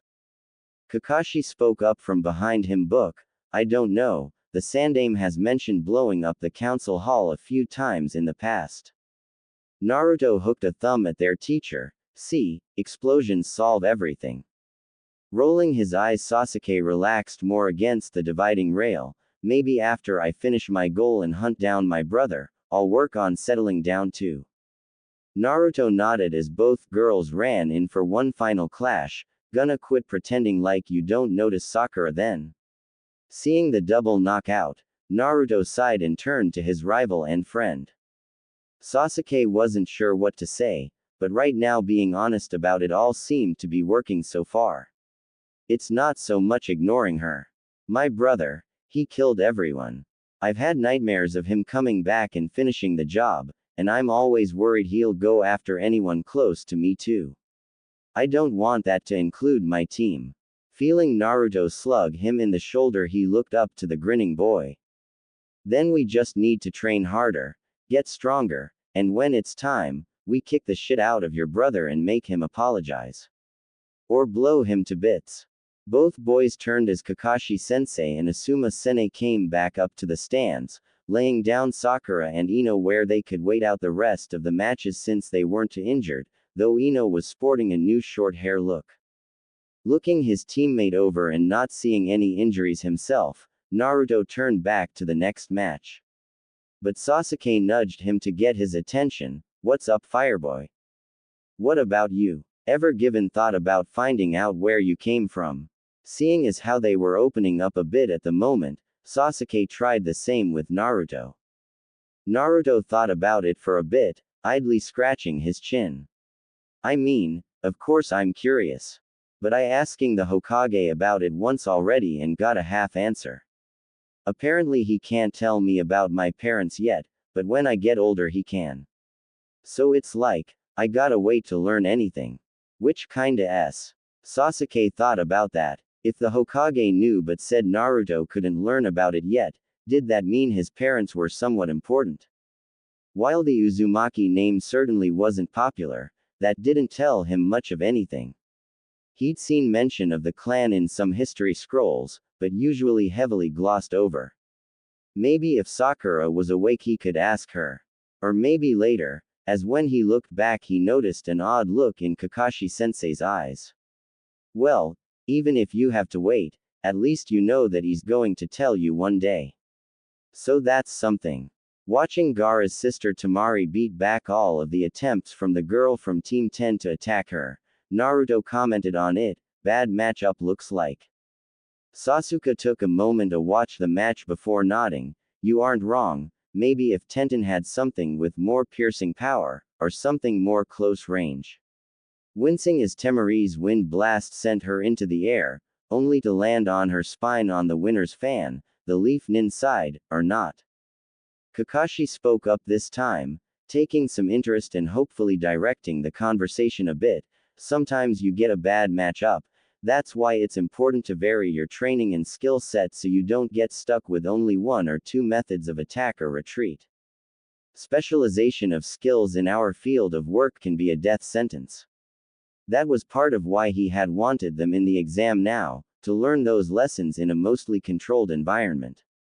Idly watching as Shikamaru and the last sound ninja kin fought against each other, Kakashi pointed something else out. Naruto. You've been varying your explosives recently. Why? Caught off guard by their teacher being interested in explosions for once, Naruto quickly nodded and held up an explosive note. Okay, so you know how an explosive note can be varied in power, but generally the bigger the note the more powerful it is. Seeing Sasuke and Kakashi nod, Naruto held up a slightly bigger note, just about twice as the first one. Problem is that you can only go so big. And sure, you can use more notes like I did with my suicide bracelets, but it's not efficient. So I looked into actual explosives too. And it came down to other things, like explosive velocity. Velocity. Like some explosions are faster than others. Sasuke now had his interest piqued. Naruto now put his tags away, before carefully unsealing a bottle of yellow-brown liquid. Sure are. This stuff is nitroglycerin. So volatile that just tossing this bottle over my shoulder or even just shaking it hard enough could cause it to explode. Seeing his teammate and sensei lean away slightly, Naruto sealed it away into his pouch again. Plus, just that one bottle, about as big as my sealing ink, is equal to about 100 explosive notes. So I can get a bigger boom with less, though it's more unstable. I'm looking into stuff that's more intense and more stable, but so far the explosive part of it isn't as strong. So I'm still looking. Seeing the boy had actually put some real thought into things, Kakashi however decided to caution him, just be care, I know you heal fast, but pretty sure you can't regrow a limb. Flinching slightly as an irritated fox declared that his absolutely could if needed, Naruto covered it up by nodded, no worries sensei. As long as I keep the bottles sealed away they're stable. He wasn't going to worry them about mentioning just how much of the stuff he had on him at any given time. That was probably a bad idea. Watching as a tired Shikamaru knocked out Kin using his own shadow, Naruto cheered for the lazy boy. Talk about too smart for his own good. Sasuke scoffed, part of why he's so lazy. Missing Sakura and Ino coming to earlier, Sakura finally made her way back to the rail alongside her teammates while went to join her team again. What did I miss? Sasuke shrugged. That sand girl beat Tenten from Team 10, and Shikamaru beat the girl from the sound team. Looking up, Sasuke sighed, and you get to watch Naruto now I guess. Throwing up his fist, Naruto cheered and leapt over the rail. Alright. Let's make it flashy. Dropping into a three-pointed crouch, Naruto marveled as he finally felt used to moving without his weights on. Which meant he could go all out.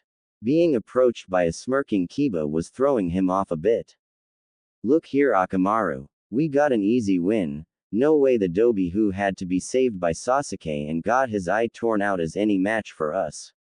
Kiba pointed at the last Uzumaki. You might as well forfeit now before I humiliate you. Naruto bounced in place. Come say that to my face Kiba. He had put into much work to be belittled by his former classmate like that. Alright fine, begin. Their proctor jumped away and without any preamble Kiba was off like a shot to attack Naruto head on. However, Naruto had been training day and night against clones that whether he knew it or not could move at the speed of thought.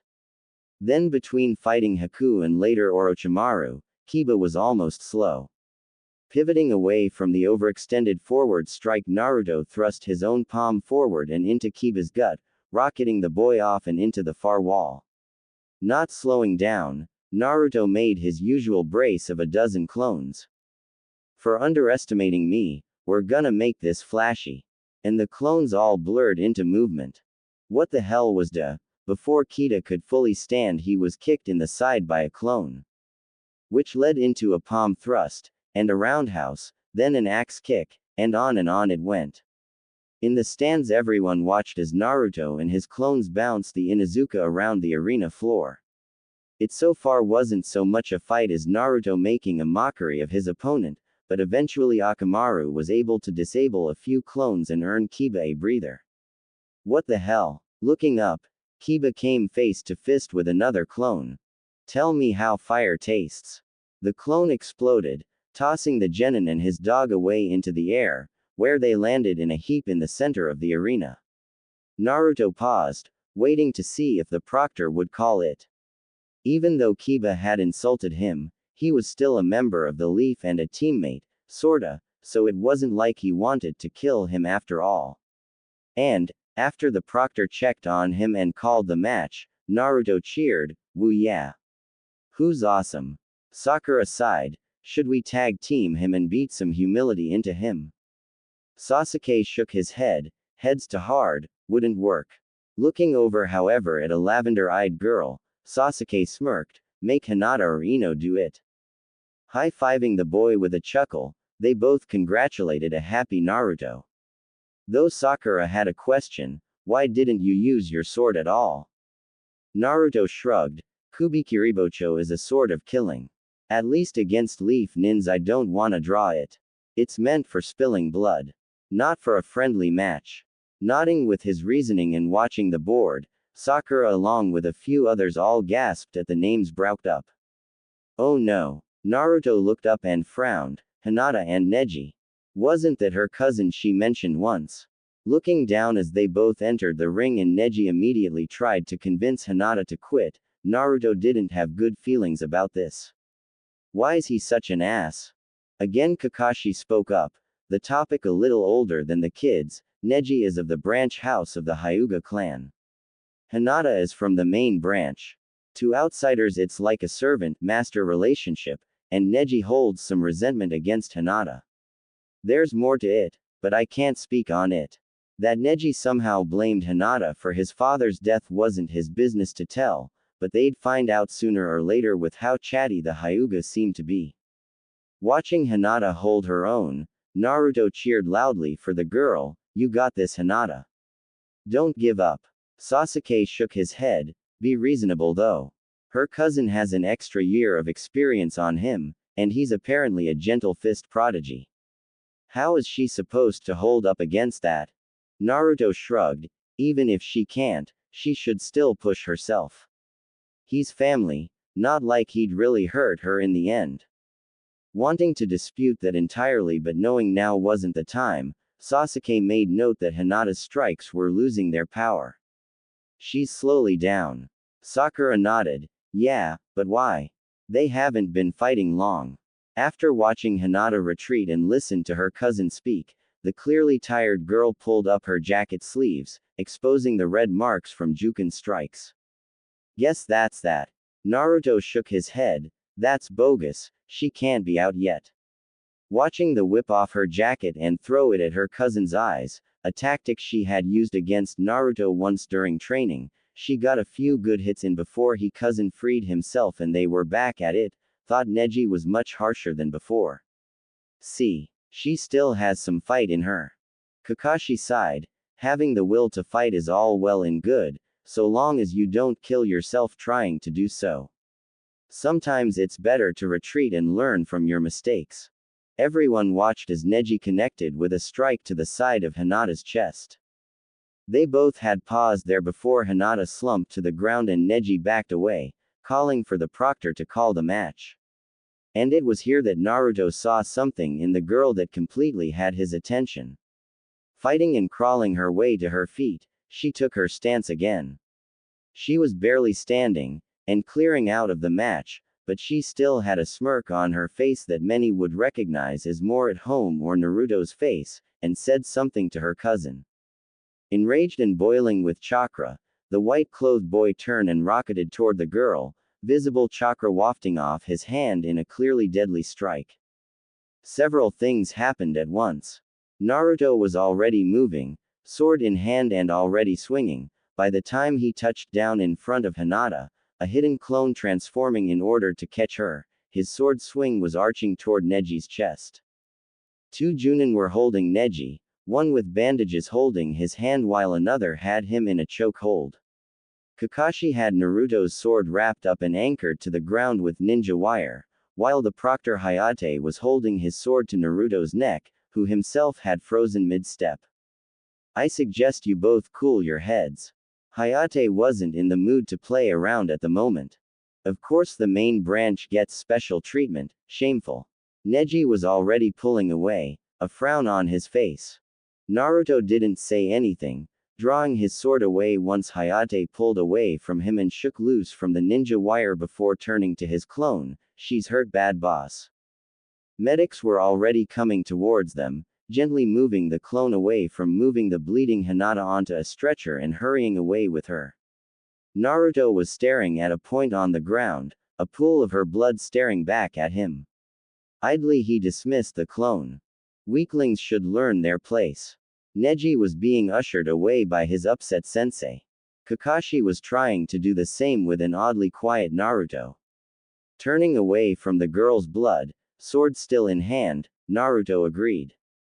You're right. Looking up at Neji with an odd tinge to his purple eye, Naruto was grinning. The weak should learn their place. Above them the other members of Team 7 shivered when they saw the look in Naruto's eyes. And both silently offered up a prayer for Neji, the boy not realizing just what kind of enemy he just made. And as their sensei and Naruto rejoined them, leaving the kids to have a word with Guy, Naruto took there quietly, sword finally stowed away on his back. Both Sakura and Sasuke were looking for the correct thing to open up the conversation, but it was a contemplative Ino who walked over and joined them, standing shoulder to shoulder with Naruto for a moment. She'll be alright, you know. She's a lot stronger than she looks. While they were rivals in love, they were still fellow Leaf Ninja and friends. And she'd never wish what just happened on a friend. Naruto nodded but didn't say a word at first, before he took a deep breath and let it out slowly, now watching the match between Gaara and Lee. I know. But, to watch a family try to kill another over something they can't control, that's garbage. I'm gonna feed him my foot through his. Chuckling and nudging the boy again, the now short-haired Ino smiled as the light came back to his eyes. I'll pay to watch that, and I'm sure Hinata will too. Just don't kill him. Even if he deserves it, shouldn't his fate be up to her? Naruto nodded. You're right. I won't. Looking at the jade-eyed girl and grinned. Thanks Ino-chan, you're the best. Turning to walk back to her team, Ino nodded with a smile. Oh, I know it, but you can praise me more all you want later. After we make sure Hinata is better. Saying her piece, Ino sashayed away. Sakura grinned. So what's the plan then? Since you moved up, you might get to fight Neji in the finals. Happy to see some life return to her teammate and friend, she was already feeling better for the boy. Naruto held up a finger as if imparting sage advice. Oh, you know, introduce him to the wonders of explosions. Maybe kick his teeth in. You don't need teeth to talk, at least not enough to apologize. Oh, Naruto was going to plan for this. Oh yes he was. Watching the matching between the Sand Ninja and Guy's protege end in Gaara's favor brought the team down a bit, but the boy was still standing, which could have been worse. Another sensei had to get involved though, which considering the look Gaara had in his eye, no one was truly sure if that'd be enough. But after a few tense moments, Gaara relented and left the area floor. Sasuke turned back to his sensei, doing his best to ignore his teammates muttering, so that's about it then, who's left? Sakura answered before their sensei could, Choji and Dosu. Naruto however was ignoring everything around him, doing something he previously wouldn't have considered at this time. And that was exploring his feelings involving the two girls he had interacted with the most recently. That instant instinctual urge to protect Hinata had come out of nowhere. And while he wanted to ignore it and say it was nothing, Naruto knew that'd be a lie. They hadn't spent a lot of time together, but it was something that he had already built up some type feelings for her. Not sure what exactly love really entailed, he could say at least that he wanted to shield her from harm, and didn't want to see her hurt. Looking over at the other half of the problem, Naruto looked at the platinum blonde who had tried to cheer him up. Would he have moved to protect her just as quickly in the same situation? Something told Naruto that he would have, which begged the question. Who could he talk to about this? Kakashi sensei was out, he was a pervert. Maybe Gigi. No, He was a pervert too. Well, he also had been married, so that was a maybe instead. There was Iruka-sensei, maybe he could help. He was good at answering questions. Nodding to himself and making a plan, Naruto almost missed it when Sakura shook him. Huh, was it? Rolling her eyes and mentally complaining about explosions and concussions, Sakura pointed down to the arena floor. Prelims are over. Gotta take a number to determine your lineup for the finals. Watching the boy nod and follow after Sasuke, Sakura walked over to Ino, an idea in her mind about her own hair. Naruto barely paid attention to what was about to happen, only doing as he was told when prompted to pull a ball from the box provided to him by Hayate. Seeing a number 1 on the ball, Naruto waited for everyone else to finish and Hayate to write everyone's names on a whiteboard. And it was there, seeing his name next to Neji's, that all the feelings he had felt over the last 30 minutes slammed into his chest. The grin that was stretching over his face was far more feral than anyone thought should be on a human face. Above them, Kakashi's side while Guy looked at him with concern. Don't worry, Kakashi. I'll set the boy straight and make sure he shows restraint during their match. Naruto won't come to much harm. Kakashi shook his head while Tenten and Team Up, who were eavesdropping, listened on. No, the opposite in fact. Might want to convince Neji to train like hell this month. 'Cause considering how Naruto is feeling right now. Kakashi watched as unnoticed to Naruto or anyone close to him. His hand was opening and closing as if itching to grab his sword. I'm pretty sure you might wanna start planning for a funeral. Bright and early, Naruto was back to training his physical body while multitudes of clones trained in both chakra control and technique usage. During the exam against Orochimaru and later against Kiba, Naruto puzzled over why it seemed his clones had an easier time of sneaking up on opponents. After some trial and error, he figured out what the big drawback of the Shunshin was, and how it was negated with the use of clones. Along with his newest chakra control exercise, the kunai balancing skill, he was doing his best to advance past his limits.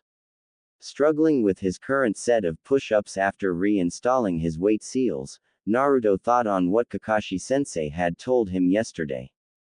It had been an actual somber Kakashi that had pulled aside his bright student. He had explained that while he could train Sasuke, both because of his Sharingan and because of their similar styles and affinities, that left Naruto in the lurch because he couldn't train both of them. However, while his initial thought was to grab the best on paper instructor his could, his sensei instead promised that he would have someone very important train him for the finals. Naruto was beyond bummed out, but realized that if Kakashi-sensei had chosen him instead, that would have left Sasuke out too. One or the other, someone would have been without their preferred teacher, and so deciding it was for the best of the team, Naruto nodded and told his sensei it was okay and he wasn't upset. Because his sensei had explained everything to him properly, he wasn't feeling kicked to the curb, or abandoned, which was a plus. Which again brought us to the present. A hot and sweaty Naruto working his body to the bone while clones multiplied his training and control. He had a hole to stomp in Neji's eyes after all. Couldn't slack on that. On the other side of the village and near the bathhouses, a silver-haired pervert was giggling as he peeped through a hole in the divider fence of the women's bath. Dressed in reds and greens, standing on traditional geta and a horned forehead protector oiled and shined, Jiraiya of the Sannin was doing what his life called out for him to do. And while he would always call it his research, nearly every woman who caught him would never fail to beat the tar out of him and call him the pervert that he was. Though today was slightly different, if only because the chakra signature that coalesced next to him was somewhat familiar. Turning away and standing, Jiraiya took in the sight of the masked ninja known as Kakashi. Nodding with a grin and a wave of his notepad, the aging ninja was still in a good mood. Hey there, Kakashi, looking for me to sign one of your books? Tempted, but here on a different mission, Kakashi shook his head. Actually, I need some help, if you wouldn't mind. Taking a moment while he put his book away, Jiraiya focused more on the sensei of Team 7. I'm all ears, what is it? Kakashi took a deep breath, readying himself for this conversation, and after a quick feel to see no one else was around short of the women in the bath, he continued, I need your help with Naruto. Could you take care of him this month? Immediately losing interest, the old man had his book back out and was turning back to his stealthily made hole. He's your student, that's your department. I don't deal with brats. Having a feeling that that was what he was going to start with, Kakashi waved a hand, it's just a month. Both Sasuke and Naruto did exceptionally well, and I can only train one. Since the Sandame told me you'd be in town for the exams, I figured I could ask for your help. For the Chunin exams, kid doesn't need my talents for that, foist him off on that other brat, Ebisu was it. He's got a decent head on his shoulders. Jiraiya was starting to get annoyed with the masked and chronically late ninja. Frowning and starting to get upset himself, Kakashi folded his hands behind his back, and yet I'm not asking Ebisu, I'm asking for your help. He knew he was going to cross a line soon, something he never wanted to have to do. But he owed his students the effort. Especially this one. Tone going cold, no longer writing or seeing the previously wonderful view before him, Jiraiya gave Kakashi a harsh side eye, and who are you to ask me for anything? Jiraiya had been around for a long time, and while Kakashi had done well in the war, Jiraiya had to do and survive a lot worse. You owe it to his parents, at the least. They made you his godfather, after all. Jiraiya refused to move, only a solid iron will of control keeping him from grabbing Kakashi and beating some sense into him. Who the hell gave him the right to judge him? Did he have any idea what kind of guilt he lived with, both because of that boy's parents and his own role in leaving him in this village? That was low, even for you, for this village, that was low. Kakashi shrugged, uncaring of the guilt surrounding an old man who only wanted to run away from his own sins. You made a promise. I'm merely asking if you're willing to actually follow through. Yeah, Kakashi knew he was headed straight to hell one day, but he'd gladly go if he could make sure these kids made it. Still looking without seeing anything in front of him, Jiraiya finally nodded slowly. I'm assuming he'll be at Team 7's training ground. I'll meet him in a few days. Gotta settle some things with the old man. Turning a cold eye to Kakashi, the elder ninja made the younger a promise, bring them up again and I'll remind you why I'm so legendary. Kakashi shrugged and turned away, it's not my memory you have to live with.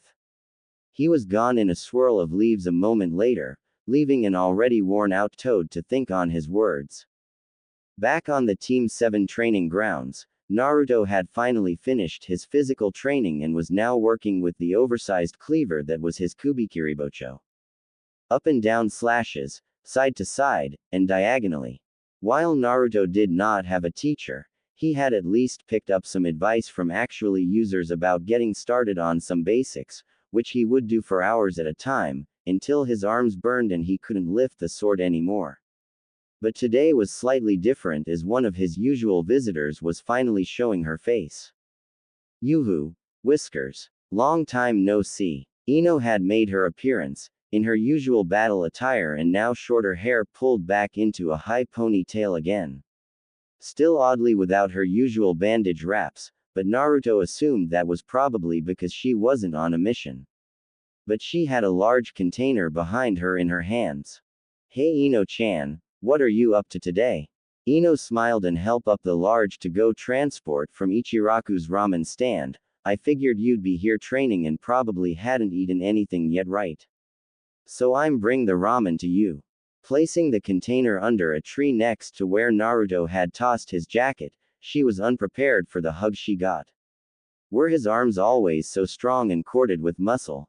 You are a goddess-given human form, Ino-hime. Thank you. Looking at the container and letting the girl go, Naruto paused for only a moment before turning to the blushing girl. Wanna eat with me?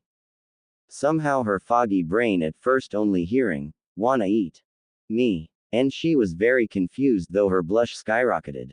But she took a moment to think that this was Naruto and put the missing word in there. Sure yeah, I'll have a bowl. Sitting down with the boy as he opened the carrier and spied the 6 waiting bowls of ramen, Naruto took a veggie ramen to give to the girl before taking a pork bowl for himself. Saying a quick prayer, he was off to the races.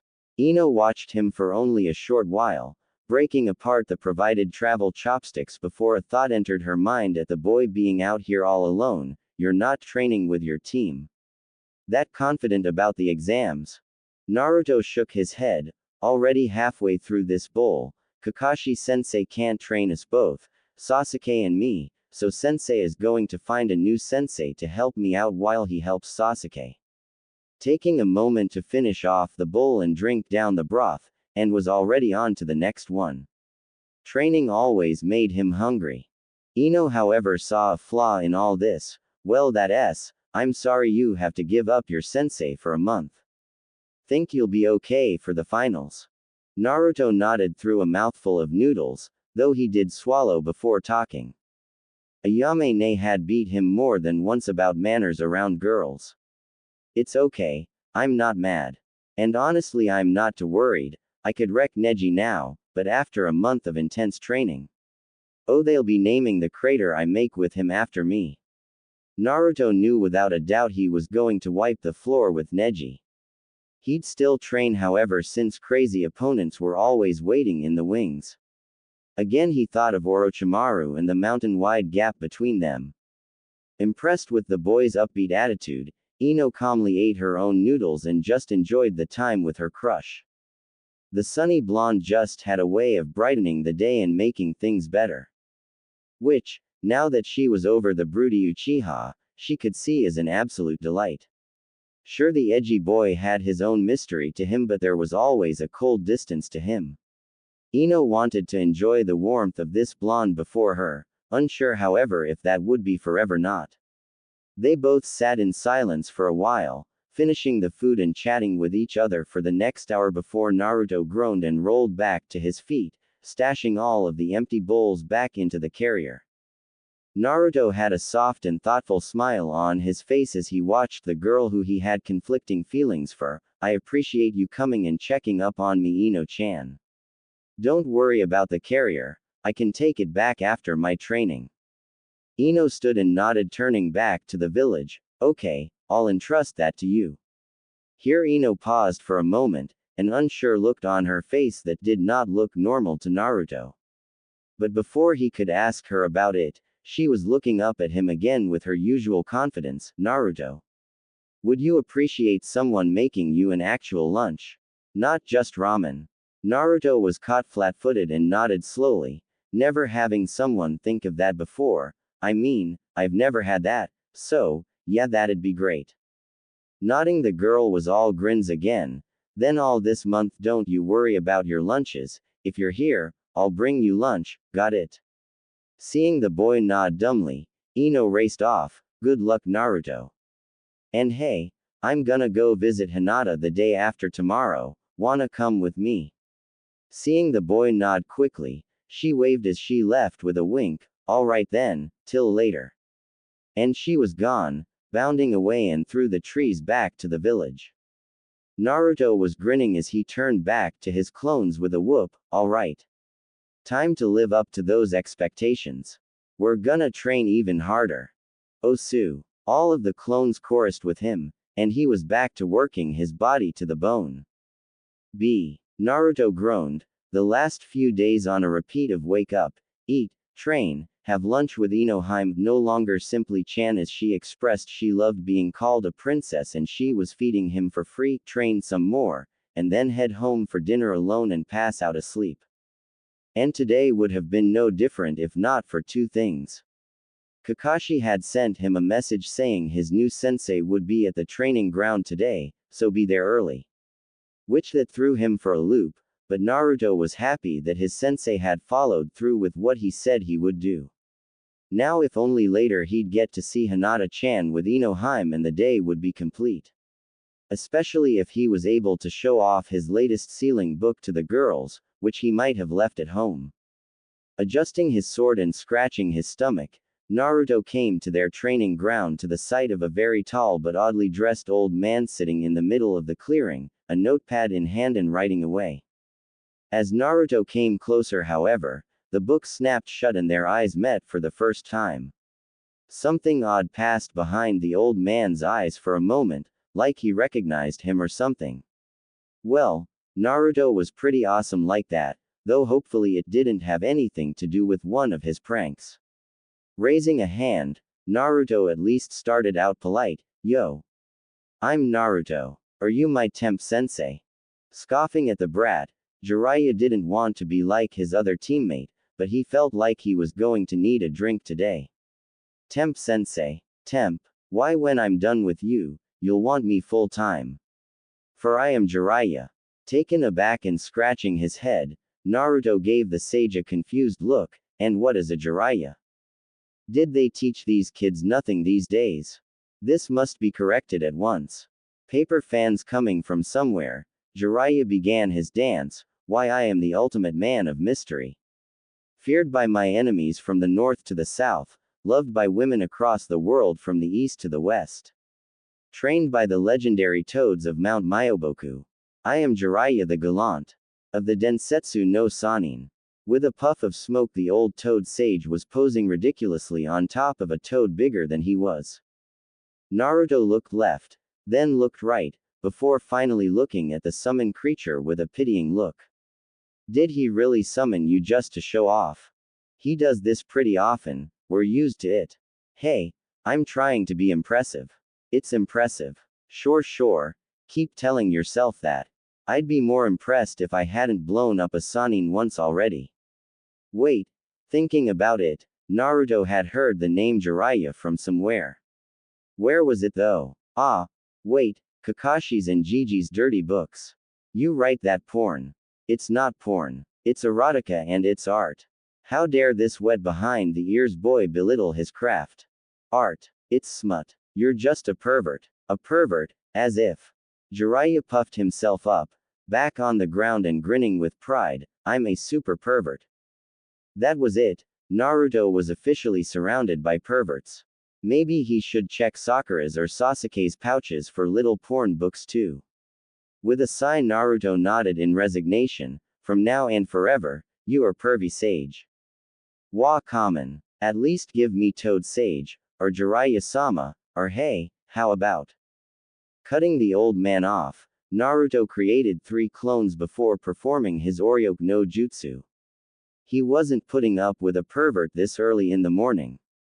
He'd have to hunt down the Sandaime for training scrolls instead. Jiraiya watched the flawless execution of the clone technique before being floored by the sheer talent of the boy before him. The 3 beauties that were before him were so artfully placed. 2 of them pressed against each other, chests hiding their peaks from view, while the third was sitting on the ground. Blonde pigtails hid their treasures from view, but the third was slowly opening long luscious legs too. And in a poof of smoke they were gone, and with them a wealth of inspiration. Yup. Definitely pervy sage. I'm out. Wait. Hold on, I think we can help each other. Holding a hand out to stop the boy, Jiraiya chuckled, "Why, I did train the 4th Hokage, that has to count for something, doesn't it? I do have a lot of knowledge and skill that you don't." Now skeptical, Naruto frowned, "You trained the 4th? No way." Jiraiya again pulled out with pride, "Know anyone else that can summon toads? Toads are picky, won't let just anyone sign their contract, and right now that includes myself and the 4th. Unsaid was that he was the only one alive to be on the contract, but he'd be working to change that. First, he needed to make sure the kid had the chakra for it." Now Naruto was interested. There wasn't much in a book that would get him reading for long. But history about the Hokages was one such topic. And the knowledge that the 4th Hokage could summon toads was in the history books, though the bit about them being picky summons was new. "Okay, fine, I'll give it a go." Snapping his fingers, Jiraiya was back to smiles. "Great. Now, first we gotta get you trained up. First we'll practice chakra control with water walking in," and once again Naruto was walking away. "Hey, wait a minute, what's wrong?" Naruto sighed as wordless he walking out onto the stream that meandered through the field. There he stood on the flowing water, letting the current push him before coming back on land. Yeah, I can do that already. Pausing and realizing that while the Hokage had been talking about the boy and he may have been spacing out, that might have been a mistake. Okay, well, if you can do that then you have the control, so next we need to see your capacity. Naruto raised a bored hand. Look, a lot of my style revolves around blowing things up. Do you have anything that can help with that? Again being thrown off his stride, Jiraiya had to think about that one. While it was much too early to teach the boy the Rasengan, he was trying to get him interested in the toads. One of which was still behind Jiraiya and enjoying being ignored for now. Though he felt like he could help out his summoner this once. Toads have flammable oil. That piqued Naruto's interest. How flammable? Seeing bait, Jiraiya made a show of hoping back on the toad's head. Let's aim for the training post, gimme some oil. And while his companion spit forth a stream of oil, Jiraiya let loose an equal stream of fire, igniting the oil into a yellow, red and white stream of heat and death and incinerated the training posts in seconds. Finishing their combination, the toad finally dispelled himself and Jiraiya dropped to his feet with a grin. How's that for useful? Almost literal stars in his eyes, Naruto was looking between the training posts and the toad sage. Okay, you may be a pervert, but what do I gotta do for sign the contract for toads? 'Cause I need that oil. Oh, the things I can do with that. I wonder if it mixes well. Can you seal it? Foo. Edging away from the suddenly creepy kid, Jiraiya was a little concerned that he laughed just like his mother when she was scheming.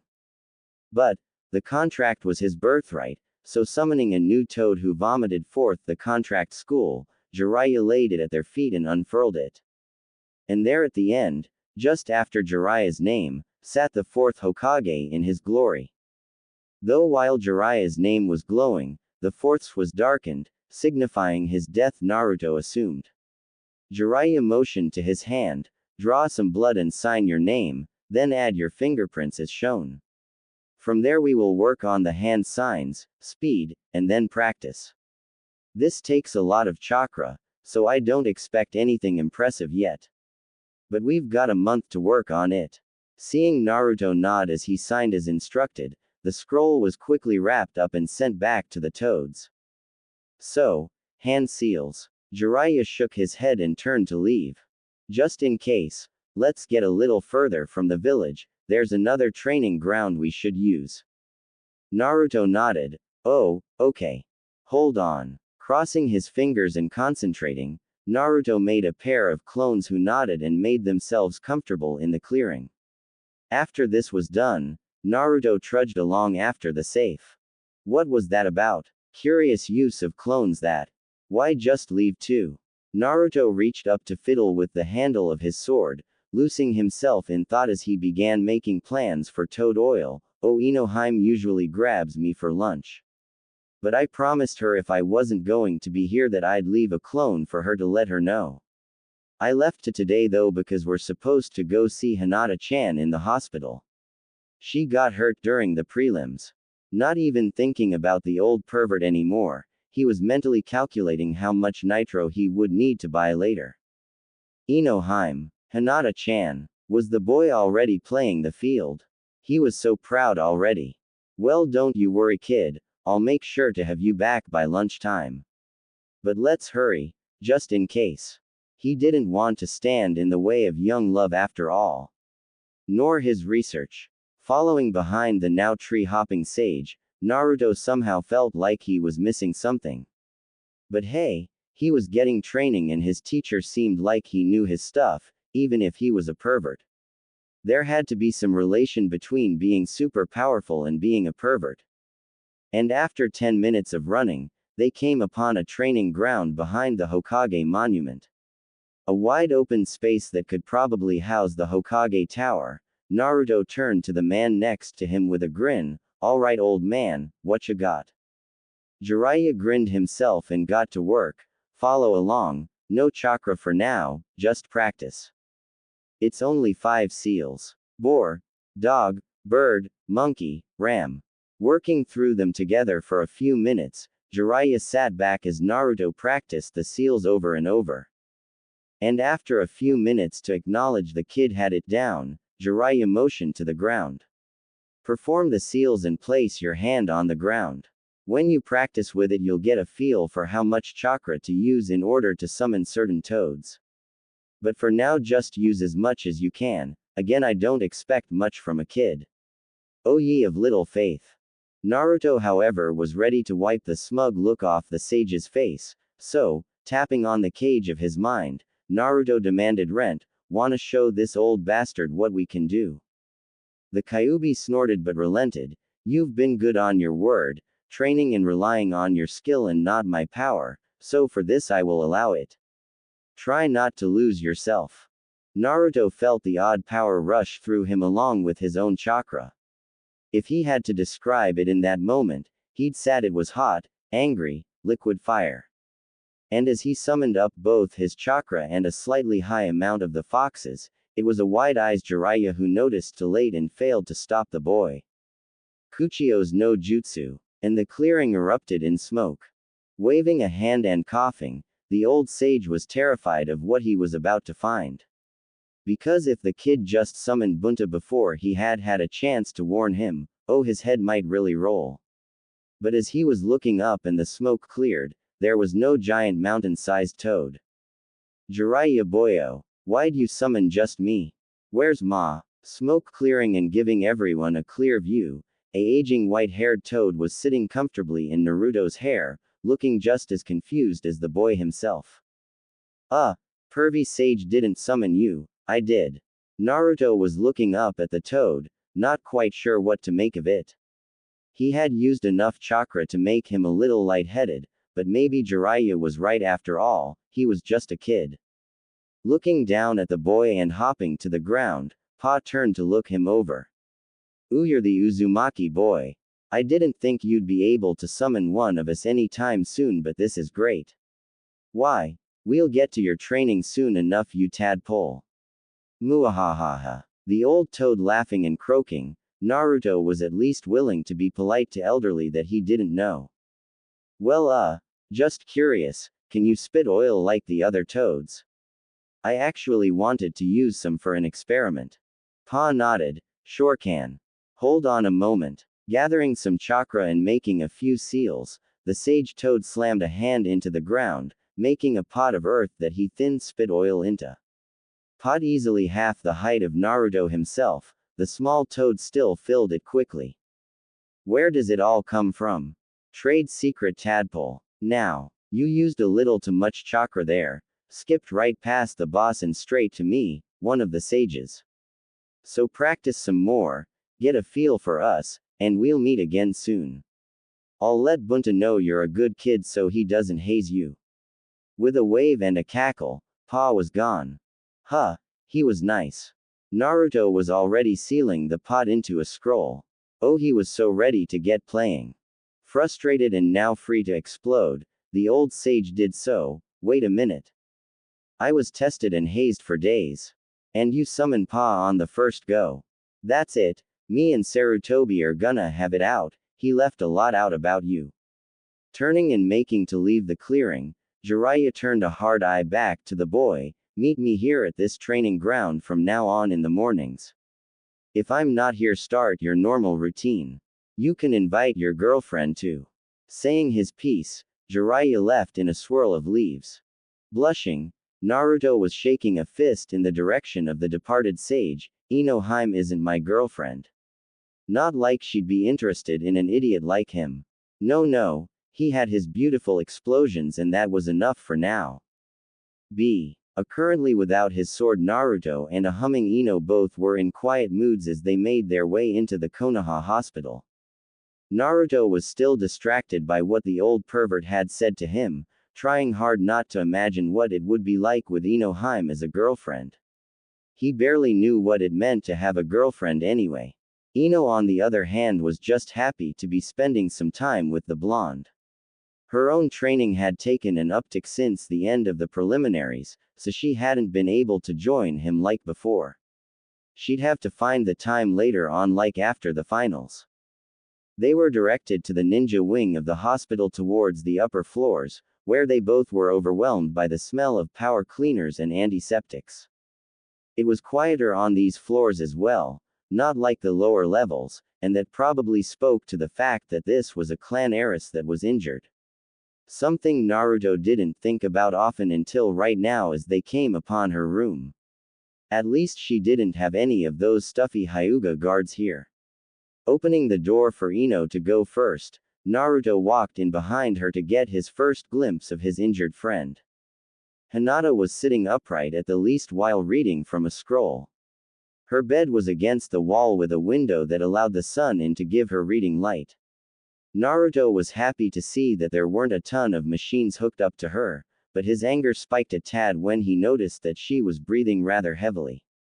Think happy thoughts, Naruto, and focus on breathing. Neji would get his. Ino was all smiles, however, as she swung herself into a chair next to the quiet girl. Hey there, Hinata-san. We figured today would be a good day to come visit and grace you with our bright and radiant presence. Leaning forward with a grin, Ino poked the bedridden girl in the leg. So how about it, feel better?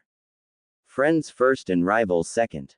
Ino was putting that lesson to good use lately. Smiling softly and looking up to both of her visitors, the injured girl nodded. I do feel better. It's so boring here all by myself for most of the day. That Kurenai-sensei and her teammates had been the only ones who had visited wasn't something she was going to mention. That would spark a new wave of worries between them. Putting on a smile and unsealing a set of bright yellow lilies already set in their own vase, Naruto walked forward and put them on the windowsill. It's not much, but wanted to get you something so we could brighten up the place. I've been in here enough to know just how cruddy it can be. Stepping back and admiring his work for a moment, he edged his head to the side as he saw a blush on the girl's face. You okay, Hinata-chan? Want me to go find a nurse? It was Ino who smacked the boy on an arm. Relax, she's fine. One of the monitors would be going off, wouldn't it, if something was wrong? Throwing Hinata a bone, Ino eventually pulled the boy back to stand next to her. Smiling much more and nodding to the boy to calm him down, Hinata bowed slightly. Thank you, Naruto-kun, they're wonderful. She stared at the flowers for a moment before turning back to her friends with a question. While I appreciate the visit, don't you need to train for the finals, Naruto? Shaking his head, Naruto raised an arm and flexed. Though the jacket hid anything, I'm all good. I've still got plenty of time, and you both remind me that it's good to take a break from time to time. Plus, currently he was still pretty wiped out. Summoning that sage toad used a lot of chakra, and without the fox he'd probably be passed out already. Giggling at the boy's antics and relaxing further into her pillow, Hinata then turned to Ino. How's helping Shikamaru-san with training going? Ino groaned and threw an arm over the back of her seat. That lazy bones hasn't changed up much of anything. If he isn't cloud gazing or napping, he's playing Go with Asuma-sensei. About the only time I get to have fun is with either of you two, so you need to hurry and get better. While she was joking around for the other girl's sake, Ino was partially serious as well. If she didn't get back to her regular excitement, she was going to start borrowing Naruto's clones to annoy her team. But the real question is, how are you, Hinata-san? They were here so they could check on the injured girl after all. Hinata patted her chest softly. They healed what they could, but I will need to be on bed rest for a few weeks. I'll be up and on light duty after that. Stifling a cough as this was the most she had talked in a while, the normally shy girl grinned. Guess that gives you time to catch up. Grinning at the challenge was an Ino who was happy to still see some fire in the girl. Oh, just you wait, I'll be bouncing you around the training field in no time. After she figured out how to counter the gentle fist. Feeling like he was suddenly forgetting something, Naruto proceeded to pat himself down while both girls looked at him curiously.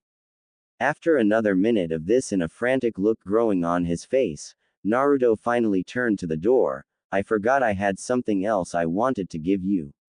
I'll be right back, I swear. Before either girl could stop him, Naruto was out the door and gone. footsteps echoing down the hallway. Ino sighed and shook her head while turning back to her friend. I think all the clone usage is scrambling his brain. Nodding, Hinata smiles. He tries really hard at everything he does, that's all. Hands again resting on her scroll and drawing Ino's attention, the other girl asked about it.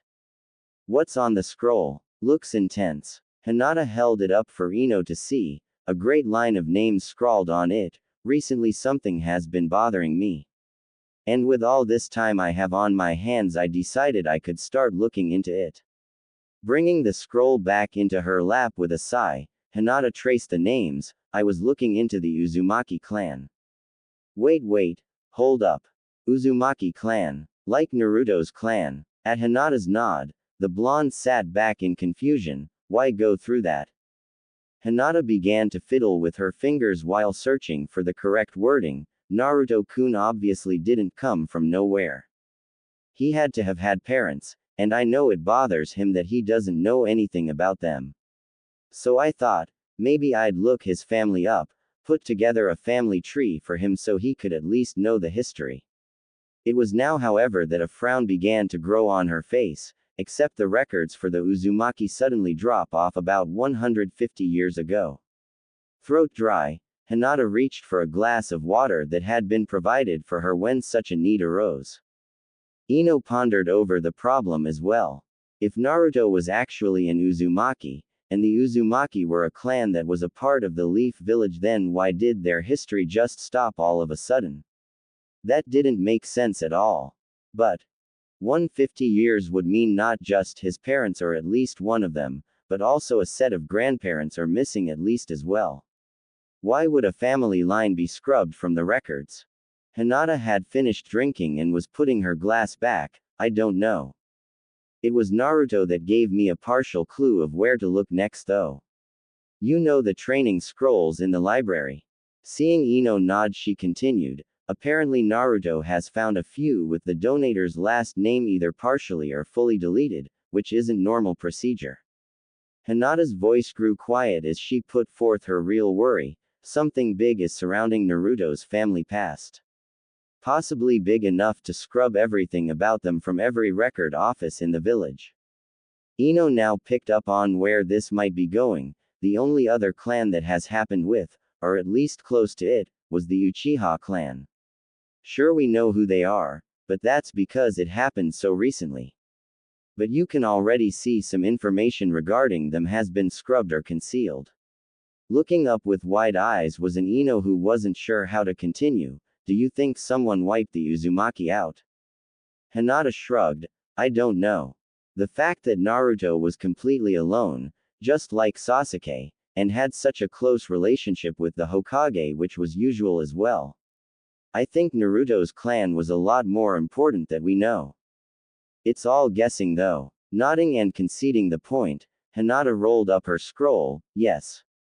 But if it's true, it's where my current idea is forming. Waving a hand, Ino leaned forward. Well, don't leave a girl hanging. Lay it on me. Village conspiracies were fun, but creepy. She needed something more light-hearted. But the quiet girl shook her head. I don't want to say it out loud, just in case I jinx it. Here she looked at her love rival with a smirk. So for now you better work hard, because I'm going to monopolize Naruto when I get out of here. While the shy girl was still herself, Ino was slowly bringing out more of an outspoken